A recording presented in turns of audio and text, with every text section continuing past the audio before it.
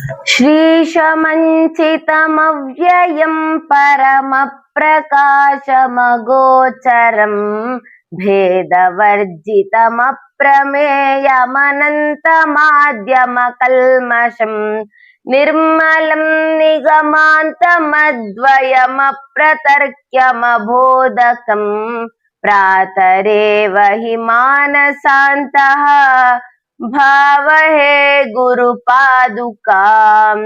ಶ್ರೀ ಗುರುಭ್ಯೋ ನಮಃ. ಈ ವರ್ಷದ ಮೊದಲ ಸಂದರ್ಶನ. ಈ ಒಂದು ಜಗತ್ತಿನಲ್ಲಿ ಕೆಲವಷ್ಟು ಜನ ಕೆಲವೊಂದು ಕಲೆಯಲ್ಲಿ ಪ್ರಸಿದ್ಧಿಯನ್ನ ಪಡೆದಿರ್ತಾರೆ. ಆದರೆ ಎಲ್ಲಾ ಕಲೆಯಲ್ಲೂ, ಚಿತ್ರಕಲೆಯಲ್ಲಿ, ನೃತ್ಯ ಕಲೆಯಲ್ಲಿ, ಹೀಗೆ ಅನೇಕ ಕಲೆಗಳಲ್ಲಿ ಪರಿಣಿತಿಯನ್ನ ಹೊಂದಿದವರ ಸಂದರ್ಶನವನ್ನು ಇಂದು ಮಾಡಲು ಬಂದಿದ್ದೇನೆ. ಇವರ ವ್ಯಕ್ತಿತ್ವ ಅದ್ಭುತವಾದದ್ದು. ಇವರ ಸಂದರ್ಶನವನ್ನ ಕೇಳುವುದು ನಮಗೆ ಒಂದು ಪುಣ್ಯಕರ ಸಂಗತಿ ಅಂತ ಹೇಳಿದ್ರೆ ತಪ್ಪಾಗಲಾರದು. ಅಂತಹ ವ್ಯಕ್ತಿಯ ಸಂದರ್ಶನವನ್ನು ಈ ಒಂದು ಸುಸಂದರ್ಭದಲ್ಲಿ ಎಲ್ಲರೂ ಆಲಿಸೋಣ. ಅವರ ಜೀವನದ ಬಗ್ಗೆ ಸ್ವಲ್ಪ ತಿಳಿದುಕೊಳ್ಳೋಣ. ಬನ್ನಿ ಸ್ನೇಹಿತರೆ. ನಮಸ್ತೆ ಅಗ್ರಜ. ನಮಸ್ತೆ. ನಿಮ್ಮ ಹೆಸರು? ನನ್ನ ಹೆಸರು ಮನು ಅಂತ. ನಾನು ಮೂಲತಃ ದಾವಣಗೆರೆಯವನು. ಬಟ್ ನಾನು ಇಲ್ಲಿ ಬಂದು 1-2 ವರ್ಷ ಆಯ್ತು. ಅಂದ್ರೆ ನನ್ನ ಜರ್ನಿ ಬಂದ್ಬಿಟ್ಟು ಹಾಗೆ ಹೋಗ್ತಾ ಇದೆ. ಕಲೆಯಿಂದ ಬೆನ್ನತ್ಕೊಂಡು ನಾನು ಒಂದ್ ಕಡೆ ನಿಲ್ತಾ ಇಲ್ಲ. ಹಾಗಾಗಿ ಆ ಕಲೆ ನನ್ನ ಎಲ್ಲಾ ಕಡೆ ಕರ್ಕೊಂಡು ಹೋಗ್ತಾ ಇದೆ.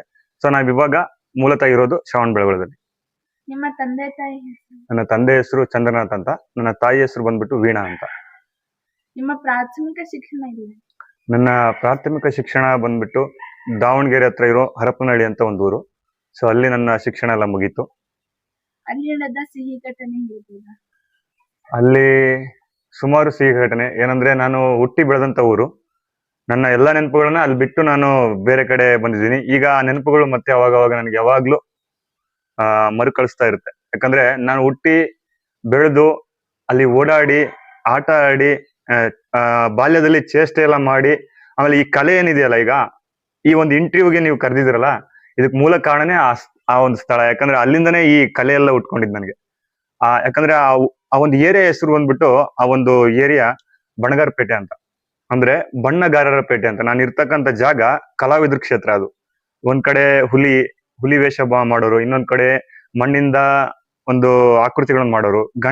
ನೀವೆಲ್ಲ ಗಣೇಶನ ಹಬ್ಬ ಆಚರಿಸ್ತಿರಲ್ಲ, ಆ ಗಣೇಶನ ಮಣ್ಣಿಂದ ಮಾಡೋರು. ಇವಾಗೆಲ್ಲ ಪೇಂಟ್ ಬಂದಿದೆ, ಅವಾಗೆಲ್ಲ ಮಣ್ಣಿಂದಾನೇ ಮಾಡೋರು.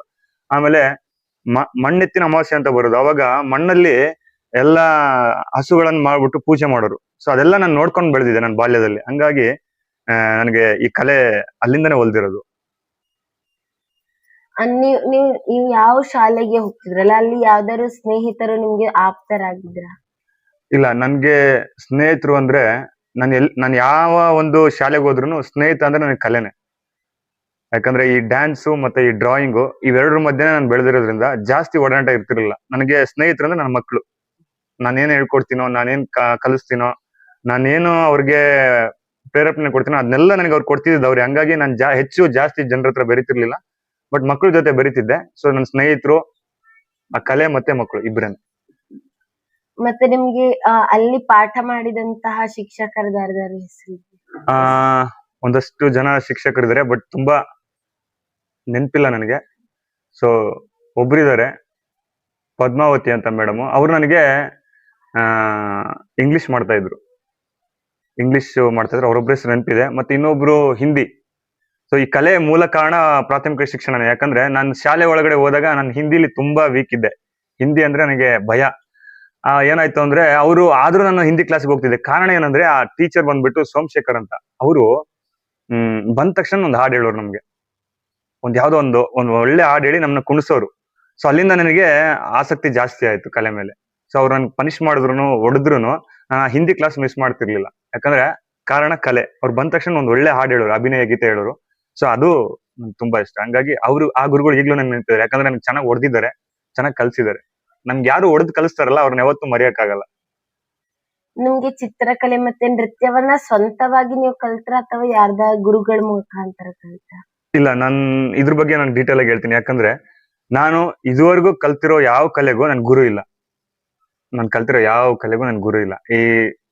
ಈ ಒಂದು ಚಿತ್ರಕಲೆ ಬಂದ್ಬಿಟ್ಟು ನಾನು ಸಣ್ಣನಿರುವಾಗ ನಾನು ಪ್ರಾಥಮಿಕ ಶಿಕ್ಷಣ ಮುಗಿಸಿದೆ, 7ನೇ ಕ್ಲಾಸ್ವರೆಗೂ ಅಲ್ಲಿ ಮುಗಿಸಿದೆ. 8 ಮತ್ತೆ 9ನೇ ತರಗತಿಗಳು ಇದೇ ಶ್ರವಣಬೆಳಗೊಳದಲ್ಲಿ ಪ್ರಾಕೃತ ಭವನ ಅಂತ ಇದೆ. ಸೊ ಇವಾಗ ಧವಲ ತೀರ್ಥ ಅಂತ ಕರೀತಾರೆ. ಸೊ ನಾನು ಓದಿದ್ದಿಲ್ಲೇ 2 ವರ್ಷಗಳ ಕಾಲ ನಾನು ಓದಿದ್ದಿಲ್ಲ. ಯಾಕಂದ್ರೆ ನಮ್ಮ ಜೈನ ಸಂಸ್ಥಾನ ಆಗಿರ್ತಕ್ಕಂಥ ಈ ಪ್ರಾಕೃತ ಭವನದಲ್ಲಿ ಅವಾಗ ಬಡತನ, ಓದ್ಸಕ್ ಆಗ್ತಿರಲಿಲ್ಲ. ಆಮೇಲೆ ಹೆಚ್ಚಾಗಿ ಇನ್ನೊಂದೇನಂದ್ರೆ ಸಂಸ್ಕಾರ ಬೇಕಾಗಿತ್ತು, ಧರ್ಮದ ಸಂಸ್ಕಾರ ಬೇಕಾಗಿತ್ತಲ್ವಾ. ಅದಕ್ಕೋಸ್ಕರ ಎಲ್ಲಾ ಊರಿಂದ, ಈ ಅಥಣಿ, ಚಿಕ್ಕೋಡಿ, ಬೆಳಗಾವು, ಹಾಸನ್ನು, ಆಮೇಲೆ ಶಿವಮೊಗ್ಗ, ಹಾಗೆ ನಮ್ದು ದಾವಣಗೆರೆ, ಹರಪನಹಳ್ಳಿ, ಹಿಂಗೆ ನಮ್ ಚಿಕ್ಕಪ್ಪ ಇವರೆಲ್ಲ ನಮ್ಮವರೆಲ್ಲ ಏನ್ ಮಾಡ್ತಿದ್ರು, ನಮ್ ಕರ್ಕೊಂಬಂದ್ ಇಲ್ಲಿ ಹಾಕಿದ್ರು. ನನ್ನ ತಂದೆಯವರು ನನ್ ಕರ್ಕೊಂಬಂದ್ ಇಲ್ಲಿ ಹಾಕಿದ್ರು, ನನ್ನ ತಾಯಿ ಕರ್ಕೊಂಬಂದ್ ಇಲ್ಲಿ ಹಾಕಿದ್ರು. ಸ್ವಲ್ಪ ಸಂಸ್ಕಾರ ಬಂತು ಅವಾಗ. ನಮ್ಮ ಜೈನ ಸಂಸ್ಕೃತಿ ಅಂದ್ರೆ ಏನು, ಶ್ರವಣಬೆಳಗೊಳ ಅಂದ್ರೇನು, ಈ ಗೊಮ್ಮಟೇಶ್ವರ ಮೂರ್ತಿ ಏನು, ಇದ್ರ ಇತಿಹಾಸ ಏನು, ಆಮೇಲೆ ಧರ್ಮ ಪಾಠ ಅಂತ ಏನು ಇಲ್ಲೊಂದು ಮಾಡ್ತಿದ್ರಲ್ಲ. ಹಾಗಾಗಿ ನನಗೆ ಶ್ರವಣಬೆಳಗೊಳಕ್ಕೆ ಬಂದ್ಬಿಟ್ಟು ಇಲ್ಲೇ 2 ವರ್ಷ ನಾನು ಓದಿದ್ದೆ. ಸೊ ಓದ್ಬಿಟ್ಟು ಅಲ್ಲಿಂದ ನಾನು ಜರ್ನಿ ಸ್ಟಾರ್ಟ್ ಮಾಡಿದ್ದು. ಮತ್ತೆ ನೀವು ಹೇಗೆ ಅದನ್ನ ಮುಂದುವರಿಸ್ಕೊಂಡು ಹೋಗ್ತಾ ಇದ್ದೀರಾ ನಿಮ್ಮ ಕಲೆಯನ್ನ? ನನ್ನ ಕಲೆಯನ್ನ ಹೇಗ್ ಮುಂದುವರ್ಸ್ಕೊಂಡು ಹೋಗ್ತಾ ಇದೀನಿ ಅಂದ್ರೆ, ಅದೇ ಹೇಳ್ತಾ ಇದೆ, ಅದು ಅರ್ಧಕ್ಕೆ ಬಿಟ್ಟೆ ಅನ್ಸುತ್ತೆ. ನಾನು ಕಲ್ತಿರ್ತಕ್ಕಂಥ ಎಲ್ಲಾ ವಿದ್ಯೆಗೂ ಯಾರು ಇರ್ಲಿಲ್ಲ. ಸೊ ನನ್ನ ಜರ್ನಿ ಇಲ್ಲೇ ಸ್ಟಾರ್ಟ್ ಆಯ್ತು. ನಾನು ಇಲ್ಲಿ ಡ್ರಾಯಿಂಗ್ ಮಾಡ್ತಾ ಇದ್ದೆ, ಬರಿತಾ ಇದ್ದೆ. ನಾನು ಸಣ್ಣನಿರುವಾಗ ಈಗಲೂ ನೆನಪಿದೆ, ನಮ್ಮ ಅಪ್ಪ ಅಮ್ಮ ಮತ್ತೆ ನನ್ನ ಅಜ್ಜ ಅಜ್ಜಿ ಫೋಟೋನ ಬಿಡಿಸಿದ್ ನೆನಪಿದೆ. ಅಲ್ಲಿಂದ ಎಲ್ಲಾ ಸ್ನೇಹಿತರು, ಸಂಬಂಧಿಕರು, ಮನೆಯವರು ನನಗೆ ಪ್ರೋತ್ಸಾಹ ಸ್ಟಾರ್ಟ್ ಮಾಡಿದ್ರು. ಚೆನ್ನಾಗಿ ಬಿಡಿಸ್ತಾನೆ. ಅದೊಂದು ಯಾವಾಗ್ಲೂ ನನಗೆ ಮೈಂಡ್ ಅಲ್ಲಿ ಇರೋದು. ಸೊ ಏನೇ ನೋಡ್ತಿದ್ರು ಸುಮ್ಮನಿರ್ತಿರ್ಲಿಲ್ಲ, ಬಿಡಿಸ್ತಾ ಇದ್ದೆ. ಇನ್ನೊಂದ್ ಕಡೆ ನಮ್ಮ ಏರಿಯಾದಲ್ಲಿ ಏನಂದ್ರೆ, ನಮ್ಮ ಒಂದು ಮನೆ ಸುತ್ತಮುತ್ತ ಎಲ್ಲಾ ಆರ್ಟಿಸ್ಟ್ಗಳಲ್ವಾ, ಎಲ್ಲ ಕಲಾವಿದ್ರು. ಸೊ ಏನ್ ಮಾಡ್ತಿದ್ದೆ, ಓದೋರ ಜೊತೆಗೆ ಇದನ್ನು ಮಾಡ್ತಾ ಇದ್ದೆ. ಹೋಗ್ತಿದ್ದೆ, ಅವ್ರು ಏನ್ ಮಾಡ್ತಾರೆ ಅಬ್ಸರ್ವೇಷನ್ ಮಾಡ್ತಾ ಇದ್ದೆ, ನೋಡ್ತಾ ಇದ್ದೆ. ಸೊ ಅಲ್ಲಿಂದ ಕಲಿಯಕ್ ಸ್ಟಾರ್ಟ್ ಆಯ್ತು. ಕೆಲವ್ರು ನನಗೆ ಏನು ಮಾಡಕ್ ಕೊಡ್ತಿರ್ಲಿಲ್ಲ. ಒಂದು ಬ್ರಷ್ ಹಿಡಿಯೋದಾಗ್ಲಿ ಅಥವಾ ಬರೆಯೋದಾಗ್ಲಿ, ಅದನ್ನೆಲ್ಲಿಗೆ ಯಾರು ಕೂಡ ಮೂಲತಃ ಯಾವ ವಿದ್ಯೆನೂ ಕಲ್ಸಲ್ಲ. ನೋಡ್ತಿದ್ದಂಗೆನೆ ಕಲಿಯೋಕೆ ತುಂಬಾ ಇರುತ್ತೆ. ಸೊ ನನ್ನ ಓಡಾಟದಲ್ಲಿ ಅಬ್ಸರ್ವೇಷನ್ ಮಾಡಿ ಅವ್ರನ್ನ ಫಾಲೋ ಮಾಡಿ ಸೊ ಕಲ್ತಿದ್ದೆ ಜಾಸ್ತಿ. ಆಮೇಲೆ ಅನ್ಸ್ತು ನನಗೆ, ಸೊ ಯಾರು ನನಗೆ ಏನು ಹೇಳ್ಕೊಡ್ದಿದ್ರೇನು, ನನ್ನೊಂದು ಮನ್ಸಿದೆ, ಮನ್ಸಿನ ಮುಂದೆ ಮನ್ಸಿನ ದೊಡ್ಡದು ಯಾವುದೂ ಇಲ್ಲ. ನಮ್ಮ ಮನ್ಸಲ್ಲಿ ಇದನ್ನ, ಈಗ ಮನುಷ್ಯನಿಗೆ ಎಂತ ಒಂದು ಶಕ್ತಿ ಇದೆ ಅಂದ್ರೆ, ಕಣ್ಣಲ್ಲಿ ಹಿಂಗ್ ನೋಡ್ಬಿಟ್ಟು ಆ ವಸ್ತುನ ಶೇಕ್ ಮಾಡ್ಬೋದು, ಅಳಗಾಡ್ಸ್ ಆ ಸ್ಥಾನ ಪಲ್ಲಟನ ಮಾಡ್ಬೋದು. ಅಷ್ಟು ಶಕ್ತಿ ಮನುಷ್ಯನಲ್ಲಿದೆ. ಆದ್ರೆ ಈಗ ಆ ಮನುಷ್ಯ ಆ ಶಕ್ತಿನ ಕಳ್ಕೊಂಡಿದ್ದಾನೆ.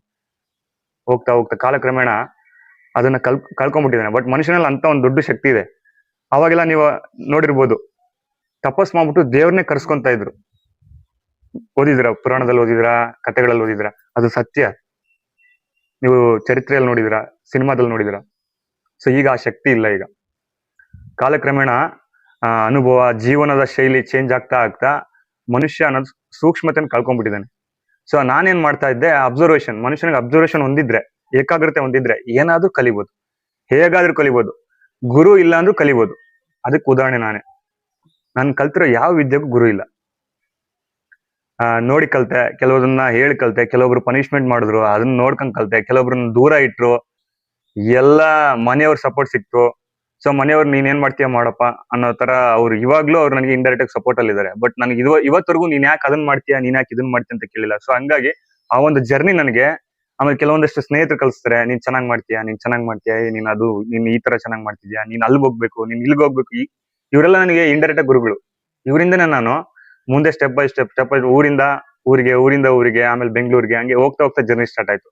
ಸೊ ನಾನು ಕಲ್ತಿದ್ದು ಹೇಗೆ ಅಂದ್ರೆ, ಗುರು ಇಲ್ದಲೇನೆ ಇಂಡೈರೆಕ್ಟ್ ಆಗಿ ನಿಮ್ ಸುತ್ತ ಇರೋರೆ ನಿಮ್ ಕಲ್ಸ್ಬಿಡ್ತಾರೆ. ಬಟ್ ನಾವು ಅದನ್ನ ಅಬ್ಸರ್ವ್ ಮಾಡ್ಕೋಬೇಕು, ಸೂಕ್ಷ್ಮತೆಯಿಂದ ಅಬ್ಸರ್ವ್ ಮಾಡ್ಕೋಬೇಕು.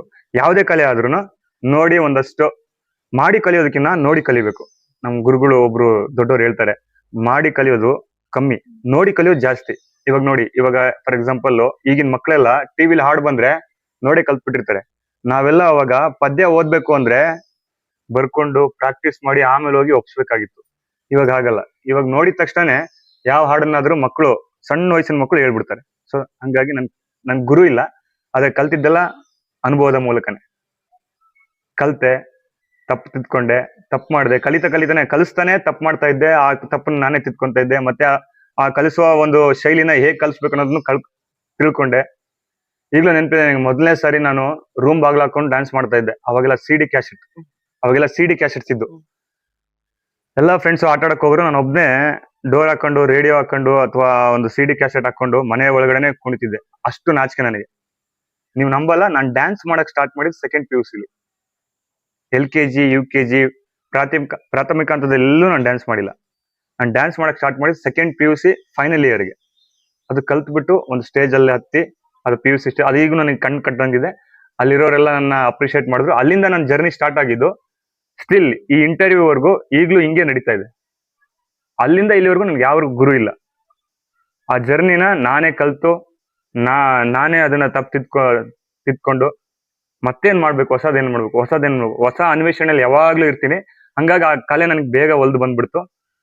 ಸೊ ಇದೇ ಜರ್ನಿ ಈಗ ಸ್ಟಾರ್ಟ್ ಆಗ್ತಾ ಇದೆ, ನಡೀತಾನೆ ಇದೆ, ಹೀಗೆ ನಡೀತಾ ಇದೆ.